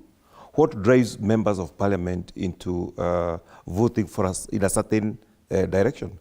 When I did my interest capping rate, I was driven by the need that was there in the economic situation that was happening in the country. Did it cost you anything as far as your relationship with the party leader then? Oh, definitely, definitely. The Central Bank of Kenya was against the bill. The Treasury was against the bill. The bankers were against the bill. The president himself was against the bill. But the public could see where I was going, because we were not getting loans from the banks. The banks were so expensive. Everybody was, many people were losing their collateral because they could not afford to pay the kind of interest that were there. So we had to fight. We had to fight for it. So even when I was getting telephone calls and telling me, no, we are not going in the right direction, you have to stop this, I was being driven by a need that was there, and that is why I stayed focused. That is the difference between that situation and what we are having in our current situation. Many of the members of parliament who are sitting today are not there because of because of what was driving them to parliament. Most of them are in parliament due to a wave that was created, a political wave. So they found that, in fact, some of them were shocked that now they're in parliament because the objective they had was to go to parliament. So after that, they have they have no idea what they want to do. And that is why today they can only do what the party says, because it's the party which took them to parliament. And that is why I was very amused to watch my friend Mheshimiwa Bonde Karware, Senator for Kakamega, because his body language was speaking louder than the words that he was talking about. You know, he is representing UDA in Senate. He has a position, I think he's the whip or deputy whip in Senate. And here he is talking like the Wananchi who are sending messages to their member of parliament. He has mentioned several number of members of parliament, telling, I want to see what you can do, I want to see what you can do. He's challenging them to oppose the same finance bill that is being proposed by his party. But he doesn't want to say that. And you know, Dr. Karwara is a very sharp gentleman. He is opposing the finance bill, and he's very, very happy that the finance bill does not go to the Senate, because he would not like to be faced by the situation that the members of parliament are facing. I watched some news last night or the day before, where the deputy president was somewhere in Nakuru, and I saw members of parliament in front of the deputy president saying, we will oppose the bill because we have consulted our employer. But it's mostly members of parliament from the Azimio wing, Honorable Arama and the rest. But when it comes to members of parliament who are under President William Ruto, who are attending the parliamentary group meeting today, that is where the concern is, because they are the majority. They are the ones who are going to pass this. That independence of thought that you had back in 2016, that despite the fact that this may not sit well with my party leader, I will push through with it, whatever the consequences, because it is what the people would want. That is lacking completely in the 13th Parliament. Today, they will go to State House, the members of Parliament, and the President will read to them a riot act that this bill must pass if this government have to survive. That is what they're going to be told today. And I really sympathize with them, because they know very well that this bill is hurting our people. I had said this in a different forum, that some of the clauses that were put in the bill were just a bargaining tool. For example, the 16 VAT on bread. You know, like my colleague here said, is a constitutional requirement that the finance bill goes through public participation. So you don't expect to take a bill through public participation and there's nothing that you are going to offer out of all the requests that are going to be made. So when you put a bread, which is used by every Mwananchi, which is the cheapest thing to provide a fast meal, and then you put 16 VAT, then what you are telling me is that when I pray in the morning, God give me my daily bread, then I'm praying that 16% I give it to the government, which is not praying. So I knew this was going to be removed as a bargaining tool. So they have done a little bit better than that. I understand the motor vehicle tax, the motor vehicle, what did they call it? Motor vehicle circulation. Circulation tax, which did not make sense at all. If I buy this newspaper, or if I buy a tool that I use and I pay tax during the buying process, why should I keep on paying tax every year? It's like I'm buying it all over and over and over again. It didn't make sense at all. So I'm happy that has been removed. Do you think that most of these were just planted there so that they could be plucked towards the end to help their debate? No, I think they are looking for money, but looking for it in the wrong places. And also they are testing us. How far deep can we enter into your pocket? And that is why they have so many of these proposals, some which don't make sense at all. It's the genuineness of this change of heart that is captured in the media, that yes, the National Assembly Committee on Finance and National Planning has had a change of thought and they've reconsidered, and now they're removing some of these, especially the ones that people have been talking about mostly. Last year, if you remember last year, 2023,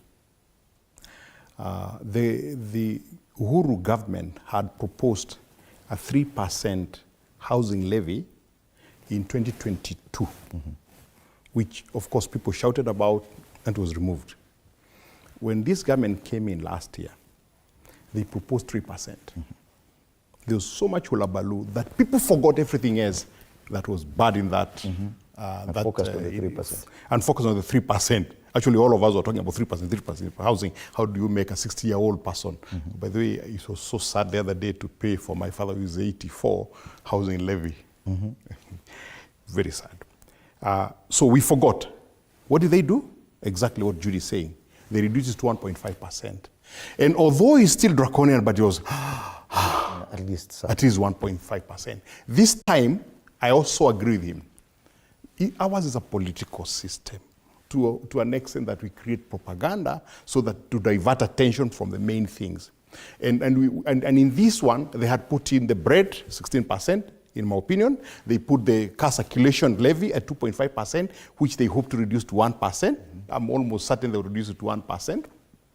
And remember, they had also put a very, very controversial clause that there is a limit, 5,000 to 100,000. And I said on this set, either somebody was sleeping or somebody doesn't know what they're doing. They've left their brains at home. And you notice that it was intentionally done. Because in effect, what it had said is that somebody who owns a premium will pay 50,000 shillings for that levy. The wealth, by the way, is a wealth levy.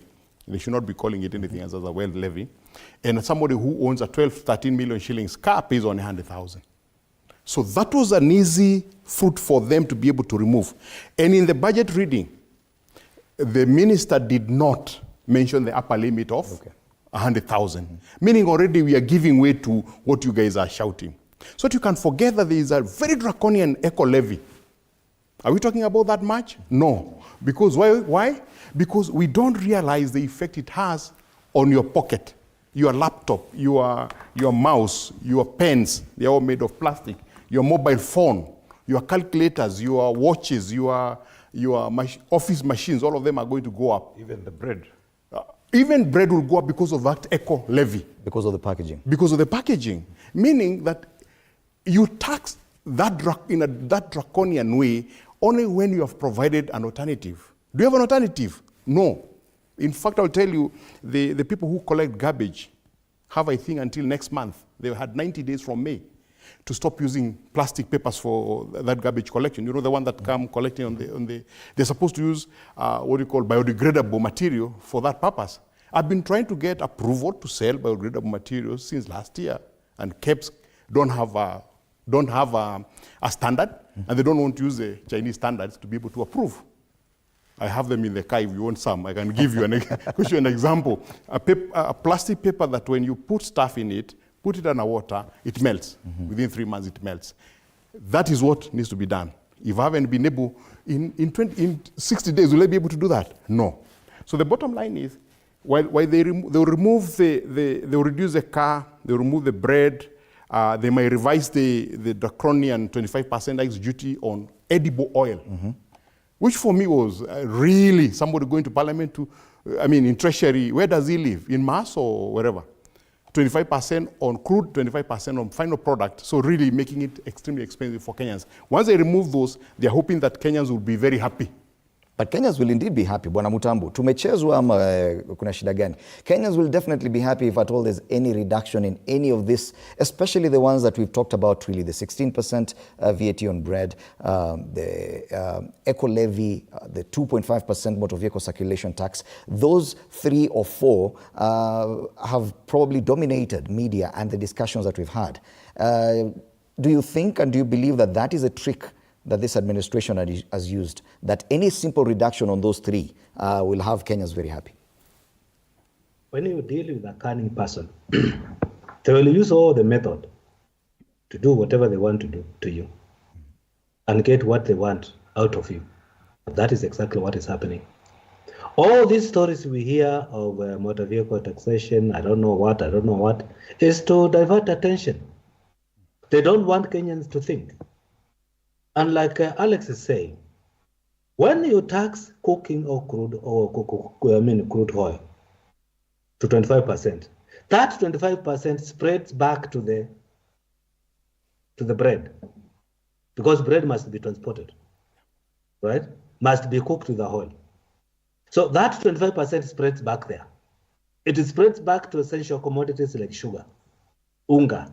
They may not tax unga directly, but the moment they had those taxes on other items which contribute to the being of unga, to the production of unga, to production of sugar, to production of salt, production of bread, production, all those essential commodities.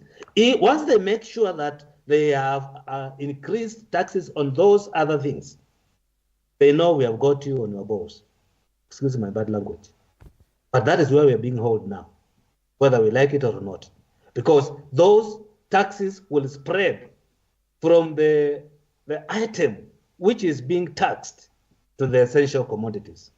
And that's why I told Mr. Ruto the other time, North Sudan came down when they raised bread. The government came down by raising just the price of bread. I want to tell him, he is pretty up there, yes.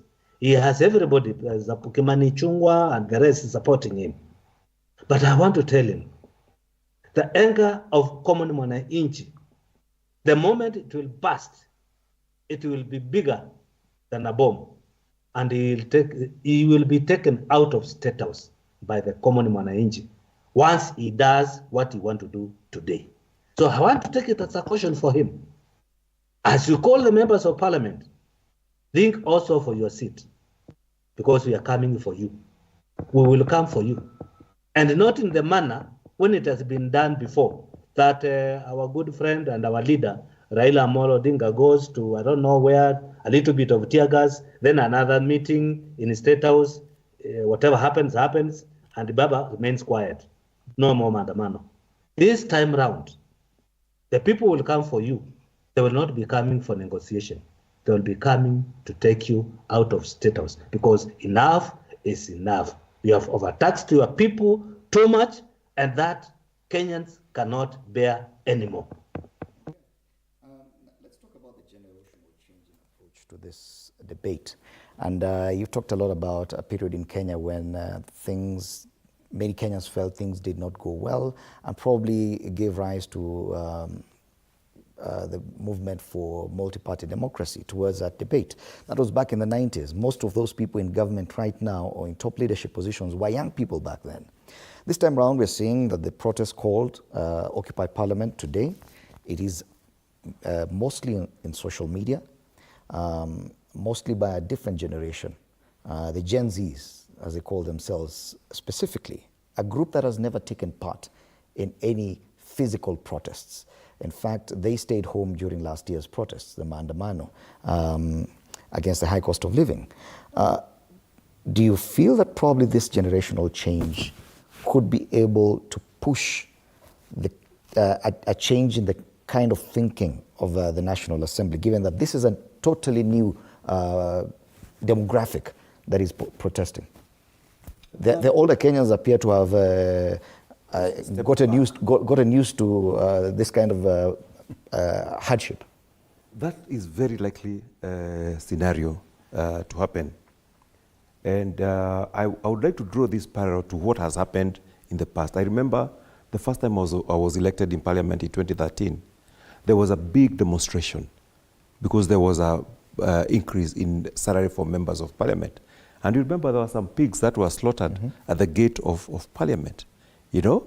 Now, the other day we had Eric Omondi with Mama Boga Revolution, where he brought Sukuma Wiki and the Mama Bogas to the gates of Parliament. They had their own demonstration.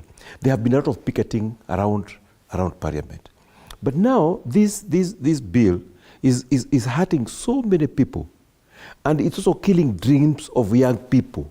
If you go to town today, go to Midibungu Street, you'll find every few meters you find cameramen with those two umbrellas. They are good cameras, you know. They are creating content for different people to put in their social media, you know, either for self-glorification, but many of those young people are making money out of the digital content that they create into those forums.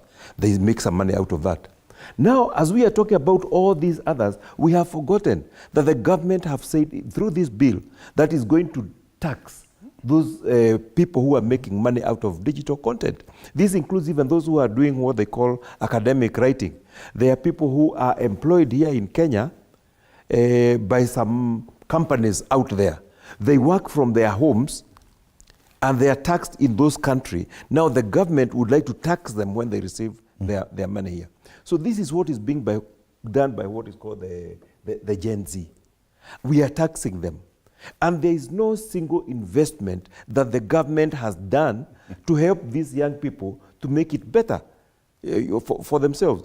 If the government was good, it would provide a better infrastructure, train our youth in making more money out of that digital content. But then the argument would be what comes first? Provide like... what comes first? Is it the taxation, then the improvement of that sector, or improvement of the sector, then taxation? But for example, if you don't build roads and the vehicles cannot travel, how are you going to tax motor vehicles? Tax them first, then build the roads using the taxes. You see, now these young people have already created their own industry. I would like to see the government come in. For example, go to Mwidibingu Street. Create an area where you have Wi-Fi. These people are taking their content, they can easily transfer them. Give them a hub, maybe National Theatre or somewhere, where they can go get some training, where they can go connect and they do some editing. But these guys have done it themselves. And now the government comes in and would like to tax them. They feel very, very frustrated. Yeah, the argument has been if you remember that we need to expand the tax base, include more people into the tax bracket, because you cannot, that's the argument away from overtaxing the people who are already paying. Where I wanted to go before we go there is we said, what do we think that this Generation Z can do about this? If you remember about the Arab Revolution, where social media was used or misused to create and to give some kind of information that influenced the young people into going into the streets. The same thing could happen out of what is happening there. Here. So we need to be very, very careful, because we don't want our country to go into chaos. However much we want to oppose this kind of bills, we still want peace in our country. So I would advise the government to tread very, very carefully, not to whip emotions from our people. It's been a long time. We have not seen this before, where the president is booed by public when he's speaking. It is happening now. People are coming from a position where they are into showing that we know we have our rights, we know we can make things move. Yesterday, the governors from Coast were called this afternoon at 2:30 to go to State House and meet the president to discuss Mogoka. They've said no. They said no, we are meeting our people first on Friday. But I mean, we are not used to that. When you are called to the president, you set all the other things aside and you go and meet the president. But the governors are telling the president, you wait, we are first meeting wananchi. So we are creating defiance. We are creating defiance, and this could move to the next level where it could become a revolution. Okay.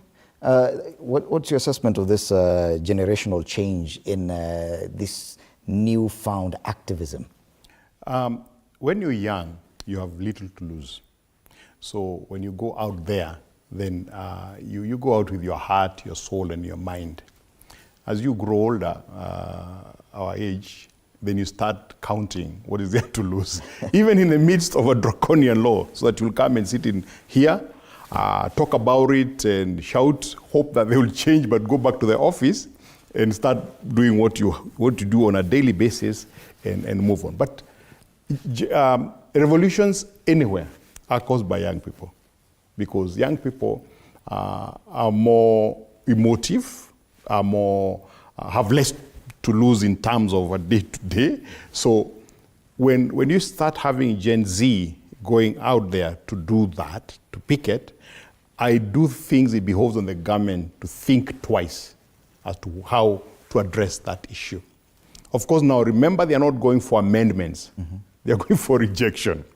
And so it means that there is also a lack of understanding in terms of what it involves, what is involved in these proposals. And they'll go, you mentioned very well the Algerian, and it started in Algeria, the Arab, whatever. Spring. Arab Spring. The government out of its way and killed someone. And a whole government was brought down because of that. Nobody would have imagined that that can happen, and it can happen anywhere. But remember that even the revolution that we have now, that culminated in the Constitution of 2010, was started by young people.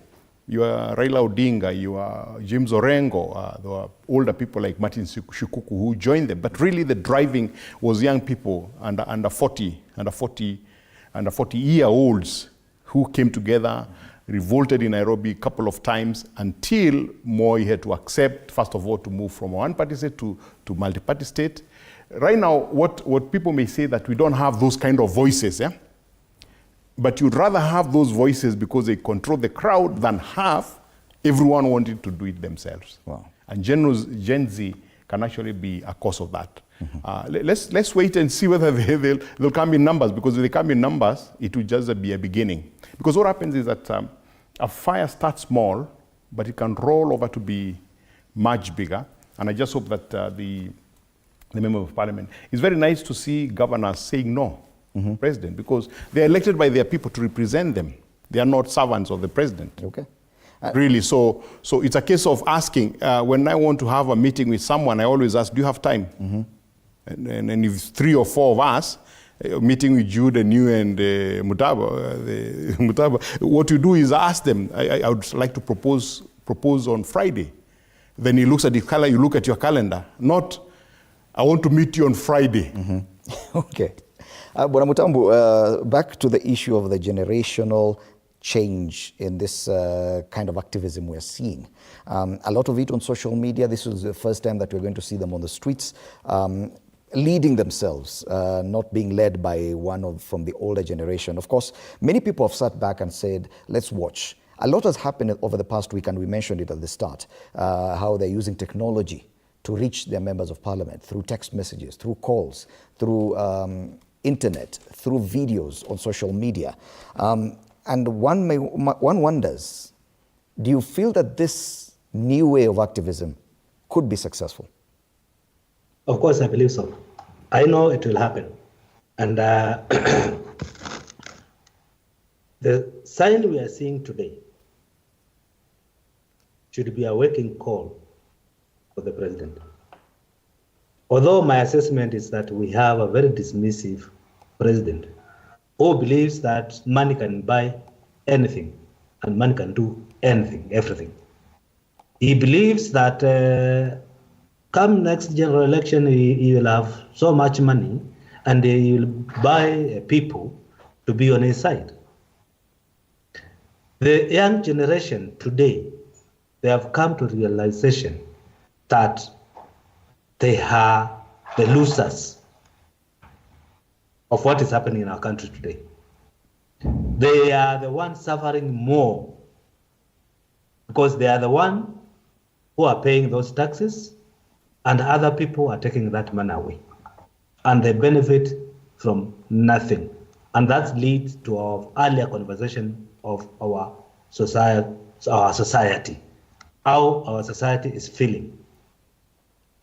Mr. President, wherever you sit pretty in State House, and that's why I always like taking the bull by its own.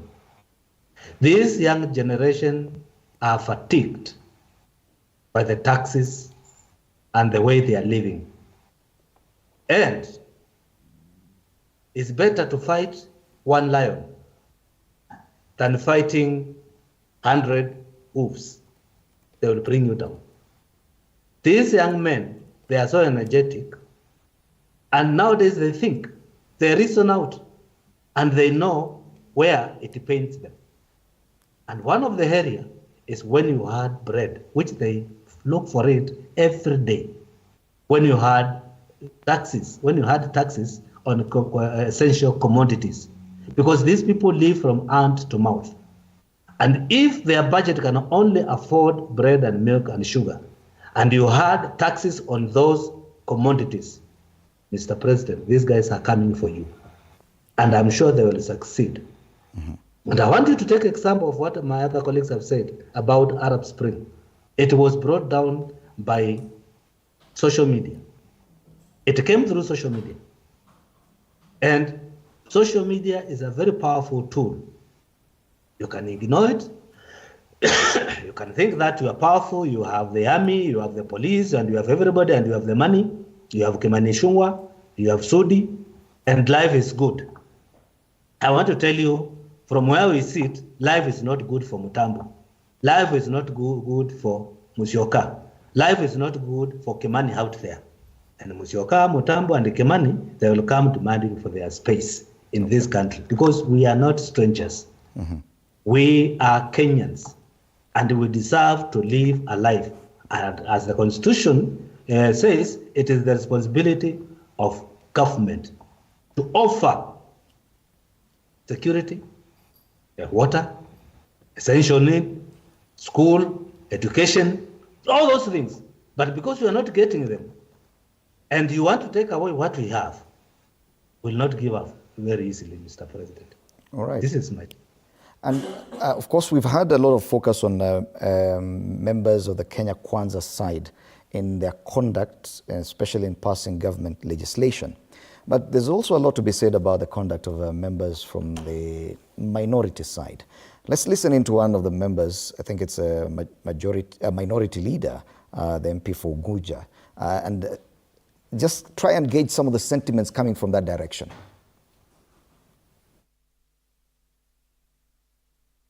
Tuliajiri wafanyikazi KRA 1,000. Mwaka jana huo we adopted a tax policy. Mwaka jana huo we are reforming KRA to collect more taxes. Mbona tungengoja tuone kazi ya hawa tumeweka? Mbona tuweke finance bill ingine ambayo inapeleka ushuru juu? Tumeajiri watu 1,000. Tumeweka reforms kwa KRA. Tumebuy system mpya ya kuchukua ushuru. Mbona tusiwache ng'ombe izae kwanza ndio tuseme ng'ombe hii itoe maziwa kutosha? Mbona tununue ng'ombe leo tupate yule ndume alafu kabla ng'ombe azae tunasema tena tuweke ushuru juu? And that's why mimi hiyo finance bill I've said that sitapiga kura ambayo inapeleka bei ya mafuta ya mama ndogo kwenda juu. Sitapiga kura kwa sheria ambayo inafanya bei ya mkate iende juu. Sitapiga kura ambayo inafanya bei ya kutransport, pengine njoo mjasoma. Katika hiyo bill kuna bei ya kutransport miwa kutoka kwa shamba mpaka factory inaenda juu. Iko huko kwa katika hiyo bill. I'll not vote for a bill that puts a tax on transportation of sugarcane from the farm to the factory. I'll not vote for a bill that reduces tax on eggs, tax on onions and on sweet potatoes and on Irish potatoes. Yet I know there are so many people in Kakamega who produce eggs and have no market for it. I will not vote for a bill that introduces an eco levy, a levy that will increase our cost of production. Yet our regional neighbors, our neighbors hapa South Africa, Tanzania, they don't have that levy and they are producing some things at lower rates than ours. I will vote. And a correction there, that's the Honorable David Ochieng, MP for Ugenya constituency, and he's from the Movement for Democracy and Growth, MDG party. But those are sentiments probably from the minority side. But we saw last year, out of frustration probably, that members from the minority, instead of staying in the House to vote down or make their voices heard, many felt disappointed. Many people were watching when many of these members walked out of the House. That is not the expectation this time round from the people, the Gen Zs we are talking about. People want to know, did you stay in the House and did you cast your vote to reject this bill? They have already been warned that going out or walking out of Parliament is equivalent to voting for that bill.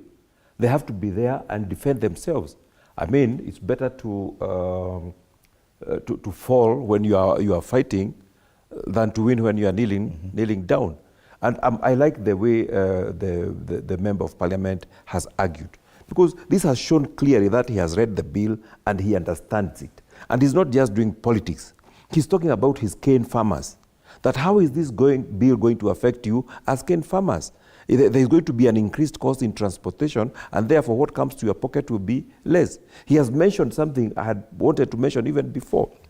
The Dongo proposes to remove excise duty on imported eggs, on imported onions, and what have you. What is going to happen? Our farmers are not going to be able to have market. This had happened before, sometimes some years ago, when the Ugandan eggs flooded our market. And they were coming at half the price of the production cost of eggs in Kenya, because the kind of input we put the animal feed is much, much more expensive in Kenya than it is in Uganda. People are importing animal feeds from Uganda. So they are able to produce their eggs at a much lower cost than it is in Kenya. So if we allow those eggs to be imported, then our unemployed people, like our youth after they are out of school, or somebody who have been retrenched, or somebody who is a housewife, they find it easy to rear eggs, to rear chicken, so that they can be in the eggs business. All those businesses are now on notice. They are going to die because we are going to have to start now importing eggs from our neighboring market, neighboring countries. And then you wonder, we are just doing this to please our neighbors. Why don't we want to please our farmers? Because they are our employers, and they are the ones who are going to build our economy. Our neighbors are not going to build our economy. They'll just say, oh, we are good neighbors, when our economy is dead. So I don't think this is very, very prudent. And I wonder, whoever is putting these clauses in the finance bill, does he know that this government requires votes in 2027 to get elected? Or does he have other means of getting the government in power without necessarily getting the ballots from the population? Because the language that this bill is speaking is like they don't want votes from wananchi. So, it's just too much. It's just too much for the Mwananchi. And it's interesting that you mentioned that, but I will come to that discussion later. But the fact remains that the president and the party leader for UDA and the Kenya Kwanza party seems to have even extended his influence to quite a huge chunk of the minority side as well. And Kenyans have seen this and are watching and saying, even Nyinyi, we will not spare you either. Yeah, I think one of the things that we have forgotten is that the President of the Republic of Kenya is in Kenya. Do you know in the last 18 months he's done 62 trips outside the country. He's visiting Kenya. This week he's visiting Kenya. It's very important for us to remember that. That for reality is 3 foreign trips a month. I do not know what the people handling him are thinking. Maybe they are not thinking. Maybe they are not thinking. He was in there's this county where is a lady who is a governor, Wanga. Homa Bay. As usual, they're on top of the vehicles, speaking to people. And Wanga said, look, we welcome you as a president, blah, blah, blah, and it's nice that you've come, but remember, bado tukona baba. Ruto said something very interesting. He's a politician by excellence. So he said, look, I've heard what your governor have said, kwamba hata mimi nilikuwa mtu wa baba. In fact, kuwa prime minister, mimi nilikuwa kati wale watu walimfanya so that he can be made prime minister after the skirmishes that were there in 2008. And now, you are Baba's people, but Baba is my person now. I was his person then, now he's one of my people. What does that tell you? He's telling her, thank you very much, but you must remember that your leader is with me, and I'm agreeing with you that the influence is huge in terms of even the so-called opposition leaders, the members of parliament, the Senate, and all that. In most of the instances, they would shout in public, but then they will boycott things, and that is equivalent to voting for. I agree 100%. If you don't vote against, you're voting for. Because either way you do, you vote for. And yes, he has a big influence on them. Okay. There's no question about that. We take a break. We'll be giving Bwana Mutambo an opportunity to respond to that, but after the break. You're watching Morning Cafe.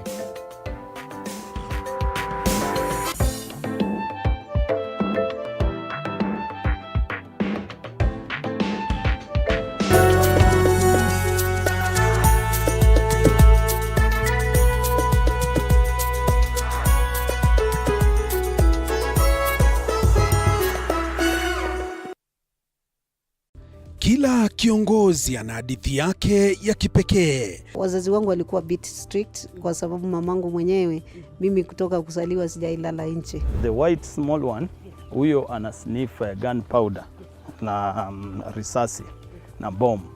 Alafu huyo mwingine ni Ridgeback ana sniff Simba. Even the employees knows that. So when in the boardroom is the chairman, the CEO, and the rest of. At what point are you a wife? The minute you get to that inside that door, you become now the wife. Na kila maamuzi wanayoyafanya hufichua mengi kuhusu utu wao na uongozi wao. We see God blessing us, and we now realize the power of giving also has to be rewarded back. Kupitia kipindi Mfahamu Kiongozi, tunakuletea mahojiano ya kusisimua na uchambuzi wa kina kuhusu viongozi wetu. Pick your core business as the bigger stones. Put them in your diary first. Give priority the bigger things. Usikose kila Alhamis saa 1:30 jioni.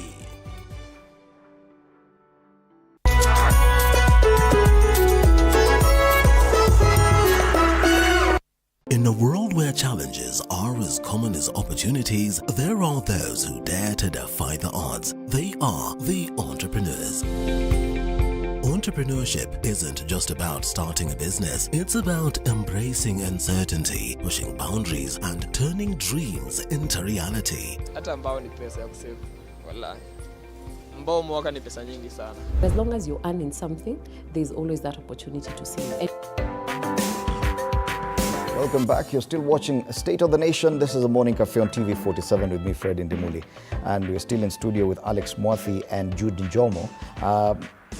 Bwana Mutambu still with us via video link. Joe Mutambu, former MP Mwingi Central. Bwana Mutambu, just before the break, we were talking about the role of the minority side of Parliament and the conduct they've shown with regard to government legislation. So far, we've seen that whatever they've been doing is simply walking out when they feel frustrated. But the kind of protesters and Kenyans feel that that is not necessarily what they would want from that side of the National Assembly. They feel let down by members of the National Assembly walking out instead of voting down or voting no for a piece of legislation they do not agree with. You are from the Azimio formation. What do you feel? What is your assessment of how MPs from the minority side have been conducting themselves so far? For one, there are three methods or three ways of voting. You can vote yes, you can vote no, or you can abstain. So the moment you walk out, you have abstained legally. You have not voted either for yes or no. So you are a contributor to the outcome of that voting process. You contribute in one way or the other. If you don't vote and the yes side have it, then you are the main contributor of voting yes. So I would suggest that members to stay put and let their voice be heard, because that is their work. But unfortunately, when you look at what is happening, our opposition is kind of swallowed by the same government. When Ruto has Raila on his side, he has everybody. And as much as I heard Opiyo Wandayi speak, that they will punish the members who will not come to parliament, or there are some notices given out there. That is just a public relationship. I wonder what Opiyo will do when the bill is being read and Raila and Ruto are having tea. What will you do? What will he do? And what is the sign of that? That the opposition is in bed with the government. So mwananchi ameachwa peke yake. You have nobody. Kenyans, you have no one to fight for you. It is high time for you to wake up and fight for yourself. Because all the leaders who are supposed to fight for you, they are not. That is what I think. Number two, I want to inform my good friend Judy. He was worried why, or is wondering why we are removing excise duty on eggs. But I want to invite him to look at that bill and look at all the clauses and take an audit of president's business. How the law treats the business where president has an interest. You see, the big supplier of eggs in East and Central Africa is one and is known, right? And what he is asking, once he removes the excess duty, he is expecting other countries to reciprocate. That he can also go the other side and do the business and export it to the other side without paying excess duty. So we need to chanuke akili mtu wangu. We are being taken for a ride without knowing. All these bills you see, they have interest of one man. One man. It is to the interest of one man, not to Kenyans. We were collecting duty, we are collecting VATs during Kenyatta, we used to do roads. During Moi, we used to do roads. During Kibaki, we used to do even more roads. During Uhuru Kenyatta, we even did more roads. We even gave power. All those things were done. What has changed today? That now we have to tax bread. Now we have to put motor vehicle tax. Now we have to put 25% of crude oil. Now we have to put 25% of the other items. What has changed in this country? The only change is that there is a man in power called William Samoei Ruto who would want to take everything from Kenyans to milk the cow until it milks blood. And that's what we are saying no to. We are not going to be milked until we produce blood. Instead of that, somebody must come out from that status. Okay. But on this issue of the kind of influence that the president has across board, he looks like a man who has everything within the palm of his hands, that he can control the minority, the numbers in parliament, both minority and majority. He can control how even everyone in his cabinet thinks and feels. As Bwana Mutambu says, it is as good as done. It's a president who will have his way, whichever way you look at it. If you remember, after the 2022 elections were done, and there was a petition in the Supreme Court. During that period, before the petition was decided, the KK government was able to scrabble for the smaller parties, some of whom were on the Azimio side, and brought them to the Kenya Kwanza side, which was actually, Kenya Kwanza is the minority right now. So for them to have influence, they were able to get those smaller parties. And those are the parties which are being used now to ensure that the agenda of Kenya Kwanza goes through parliament. Those members of those parties are no longer voting because of the wisdom or the belief in what they want to achieve. Is because of the influence that they want to get from Kenya Kwanza. It's because of the favors, personal and otherwise, that they want to get from Kenya Kwanza. And that is why the president has a lot of influence on what the parliament, the direction the parliament is taking. My friend here has talked about his travels abroad, which are, you know, I mean, they are outrageous. They are unprecedented, not only in our country, but in any other country, and we are yet to see the fruits of those travel.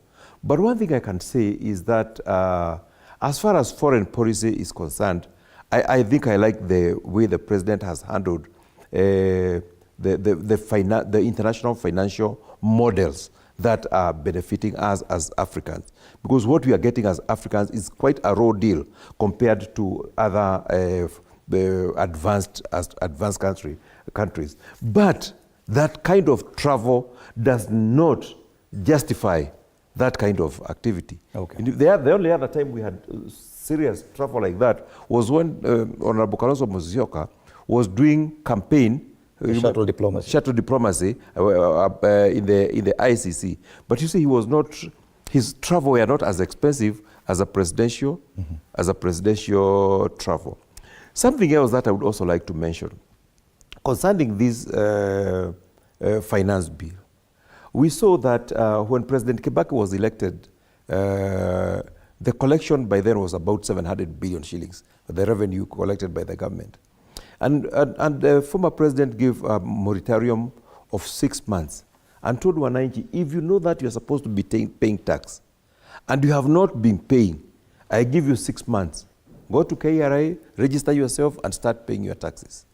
Within those 6 months, the government was more than doubled its collection in terms of the revenue collection.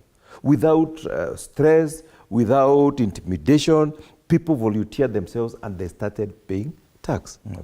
We have seen it again done in Murang'a County.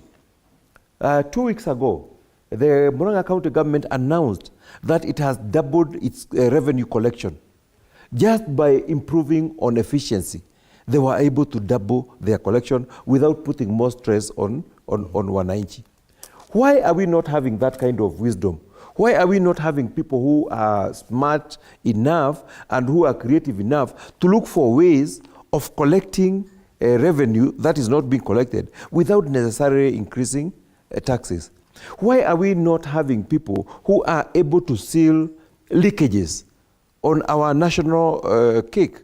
Because we are losing so much money that is collected, which could go into development. The other day, the controller of budget, the auditor general, revealed that they could not account, I think, for, was it 15 billion from the amount collected by eCitizen. And remember, that was a budget, that was an audit for some years ago. Today, the eCitizen is collecting all the revenue for the government.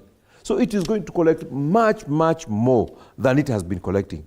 So if it lost 15 billion 2 years ago, how much are we going to lose when now all the government departments, all the sagas, all the parastatals are now being paid through the same eCitizen? Okay. This could be the biggest loophole. Is the new, if there's going to be another golden bug, it is going to be in eCitizen. Okay.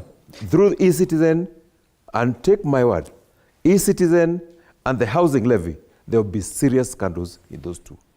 All eyes on MPs over new taxes is a big headline on the front page of the Daily Nation.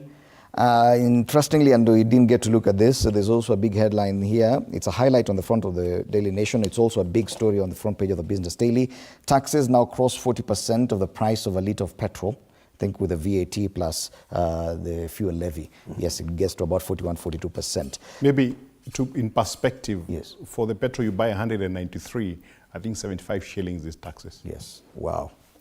But as we come to the end of this show, I want us to revisit that Mogoka debate, but I want us to look at it from the perspective of regionalism, that we are more and more seeing regions going back to discuss their own issues.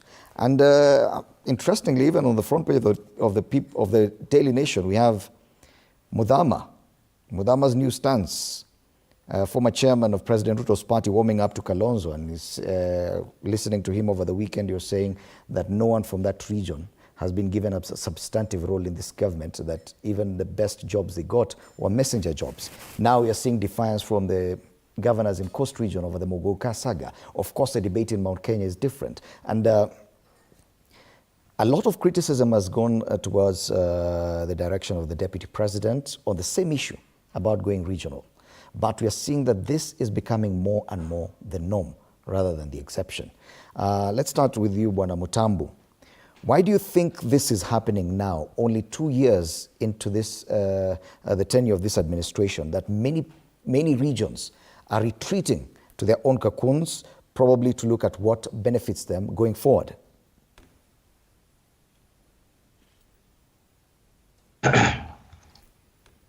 People have lacked unifying factor. The president and his deputy are the unifying factor of a nation. But where are the two? One is facing south, the other one is facing west or east, I don't know. They are not speaking one language. So if the two, who are the symbol of unity, because presidency is the symbol of unity of a nation, if the two cannot agree, what do you expect to hear from the governor and the other leaders? And that's why you see everybody is running away from Ruto. What Mudhama said the other week, this last week, over the weekend, about the stature of Kamba people not having any substantial appointments or jobs from William Ruto's government. I said it before. I said it myself, and those who lie or cheat Ruto that it is well in Ukambani, they were all over cursing me. But today, I'm vindicated because it's being said by the person who has been the chairman of UDA himself. And if all other regions are feeling like how the Kambas are feeling, then we wonder when we see these bills being passed, when we see these laws being passed.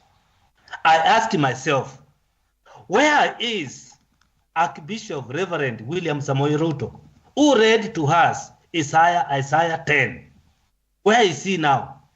I want him to go and take his Bible, the way he read to us during campaigns, to read Isaiah 10:1, because that reverend, I don't see that gospel in him anymore. He had a purpose when he read that verse. He knew that the government was making bad laws. Where is he today? Is that Bible been banned or torn or it disappeared or it was stolen? I believe he still has that Bible, and I would want him to read. So the problem in this country, I said before and I repeat, it is not all the Kenyans, it is one man who is dividing everything, everybody, every region, and he puts it to other people. Okay. He has Kimani Ichung'wah, who is fighting deputy president. He has Ndindi Nyoro, who is fighting deputy president. He has few people, Kanasudi and the rest, who are fighting others. Anybody who stands to be counted is fought by those people. They fought Uhuru until now they could not fight him anymore because Uhuru kept quiet. And that is the medicine to how to deal with the wrong people. Just don't answer them. And Uhuru there did well. He never answered them. He left them. They made noise until now they want him back.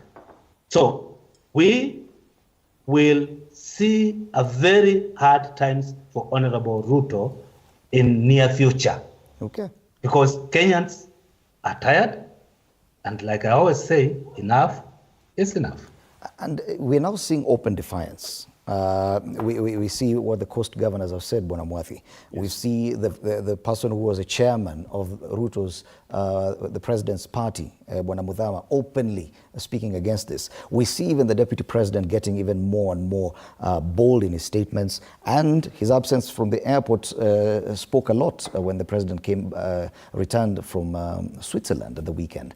And this is not what has been for the past 2 years. There was a lot of concentration at the center. Now everyone appears to be going in different directions.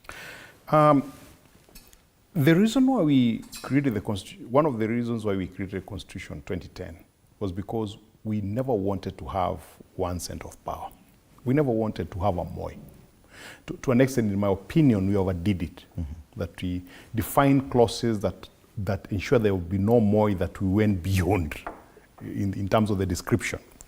But that having been said, that Constitution envisaged one thing, that this country has different regions, even as small as we are, because compared to the United States of America, we are really a drop in the ocean in terms of size. But even with that, those different things mattered for different people. When you went to Northeastern Province, if they could develop their livestock growing, they would actually maybe treble their tax revenue. Forget about Muranga doubling it, but a fantastic example of a governor who can do something. Coast region have their own issues that they can be able to sit together and be able to develop. Do you know Coast was producing the highest quantity of mangoes in this country? Do you know they have been overtaken by Makueni? Meaning that the coastal leaders have not thought about this economic activity that could actually generate so much funds for them. And this, for me, is a good thing. Mm-hmm. That people can sit together and talk and say, look, we have a common need. We have a common issue. Let's not deride them or look at it negatively. It's a very positive thing that, look, we can think on our own. Governors were never meant to be summoned by anyone based on the Constitution.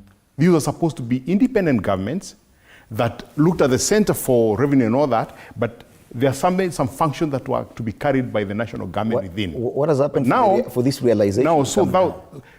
Now they're waking up to that reality because I told you an example of that guy who was seated with his dog, moaning and groaning. And this guy said the reason why he's not getting off the nail is because it's not hurting bad enough. If it hurts bad enough, a dog wakes up from the nail because then it hurts. Now what has happened here is that it's hurting enough for them to be able to wake up and realize, by the way, why are we being summoned? Shouldn't we be requested to come for a meeting? Don't we have the law behind us in terms of protecting us to be independent from this? And this, people have come up with so many other issues to do with the... Allow me just to interject to support what you're saying. There was an incident in where they are demolishing houses. What do you call this place where they sell mitumba? Gikomba. Where a lady's commercial premises was destroyed. And we saw her on social media crying. And she said, I was a hustler. Now I have been converted to a chokora.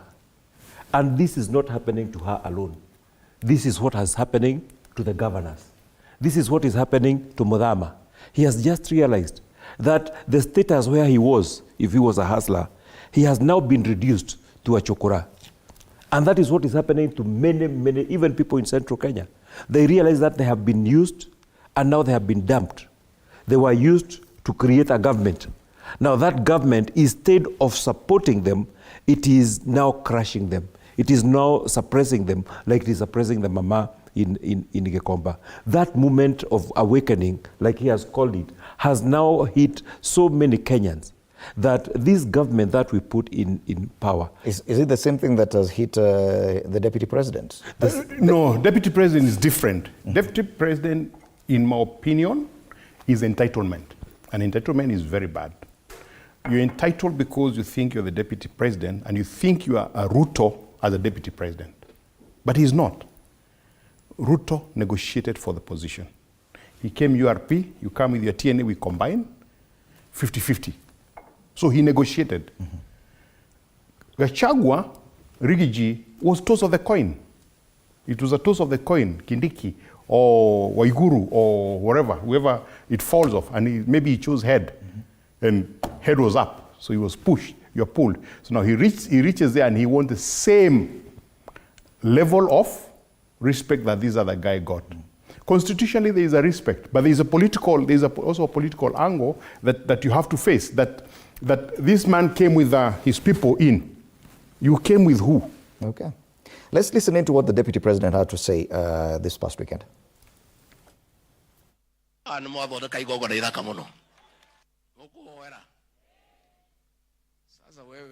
Mheshimiwa Gekaria, wewe ni rafiki yangu. Sasa wewe unataka kuharibu boma yangu. Sasa unakuja kuongea hapa mambo ya Dorothy and you know my wife is Dorcas. Si hivyo ndivyo watu wanaharibu boma ya wenyewe.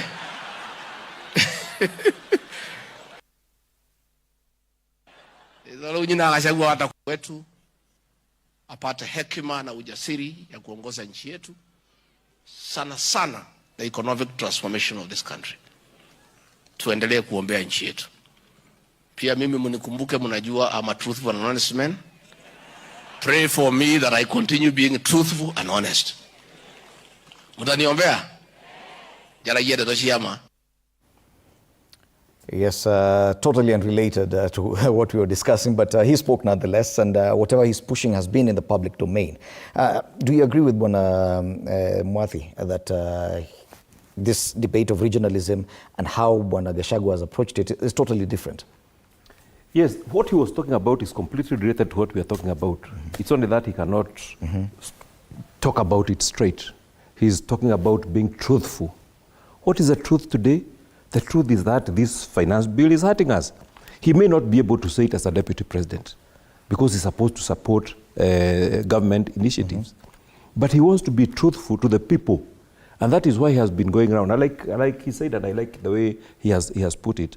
He got there by a toss of coin. And that is why today he's very busy trying to get a support base. Because previously, people get that position because of what they bring to the table in terms of political persuasion, in terms of political following, in terms of how many votes are we going to bring into the ballot box. Now, he came there not because he had a big following. In fact, previously, he had just been a member of parliament for one term.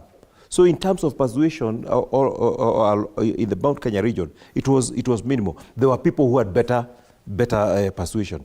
And that is why today, the deputy president is very busy going around central Kenya because he would like to have a support base. So that in the next negotiations, he'll be able to say, this is what I bring to the table. Because he didn't have it before, okay. He still doesn't have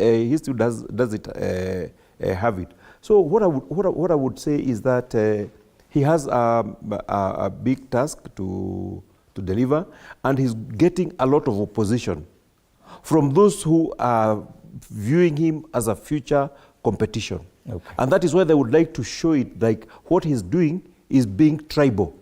They don't want him to continue doing that so that he does not have a support base. Mm-hmm. So that when they go to negotiate next time on the table, he will negotiate from a weak point of position. I think that would be my take as far as that is. Final comments.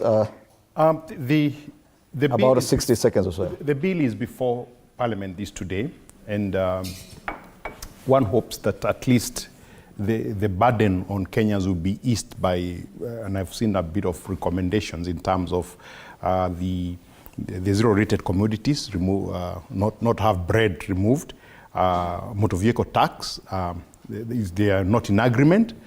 Chris Kipto, the PS for Treasury, was on, I think it was on Citizen, and he could not at all explain why they want to introduce that tax.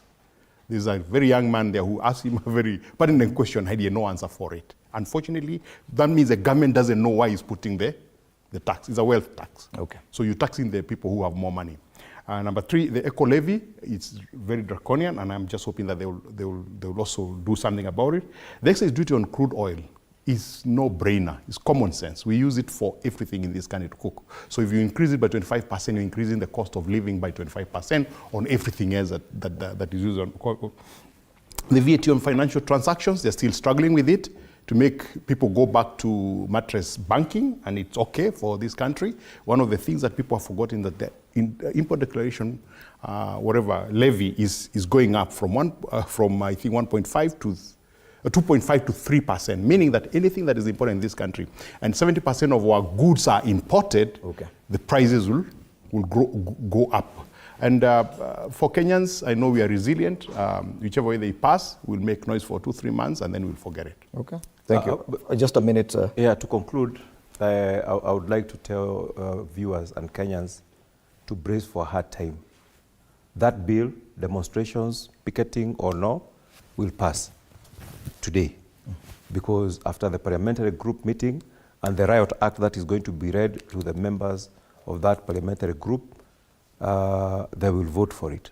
And I'm sure one of the conditions is that if you are not going to vote for it, you are not going to be supported in the next elections, and members of parliament would like to be re-elected. So they would like to show the government, like the member of parliament that he quoted, they would like to show that they have loyalty to the party more than they have loyalty to Wananchi. Okay. So let us brace ourselves for a hard time, but that does not mean that we should stop picketing. We should not stop asking for our rights. So mine is to wish Wananchi the best, to wish them productive businesses and get money in whatever way you get, because the government needs your money, and they will get your money from your pocket. All right, finally, Bwana Joe Mutambu, wrap it up for us, about 60 seconds only. Well, as my good friend Judy wishes Kenyans to brace themselves for harder time, I would want them to brace themselves for a better time. Because the moment they wake up to realization that they hold the power, The day Kenyans understand that they are the bosses, they will reverse this situation. And they will reverse this situation by acting. So my call today is that revolution is coming. And I would want every Kenyan who feels the pinch, instead of arguing with your member of parliament, instead of calling you a member of parliament, do it yourself. Wake up and occupy any street, every street in this country, be it Mombasa, be it Nairobi, be it Kisumu, be it Eldoret, be it Nakuru, be it Nyeri. Let us occupy those cities and send our statement loud. Okay. That we are disappointed Kenyans and we are not happy with our government, and the only thing is the government to quit. I would ask Mr. President to resign.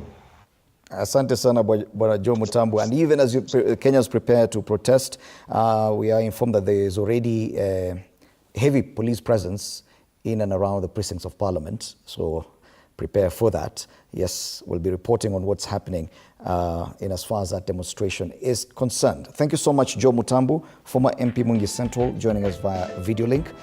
Jude Njomo, former MP Kiambu Town, and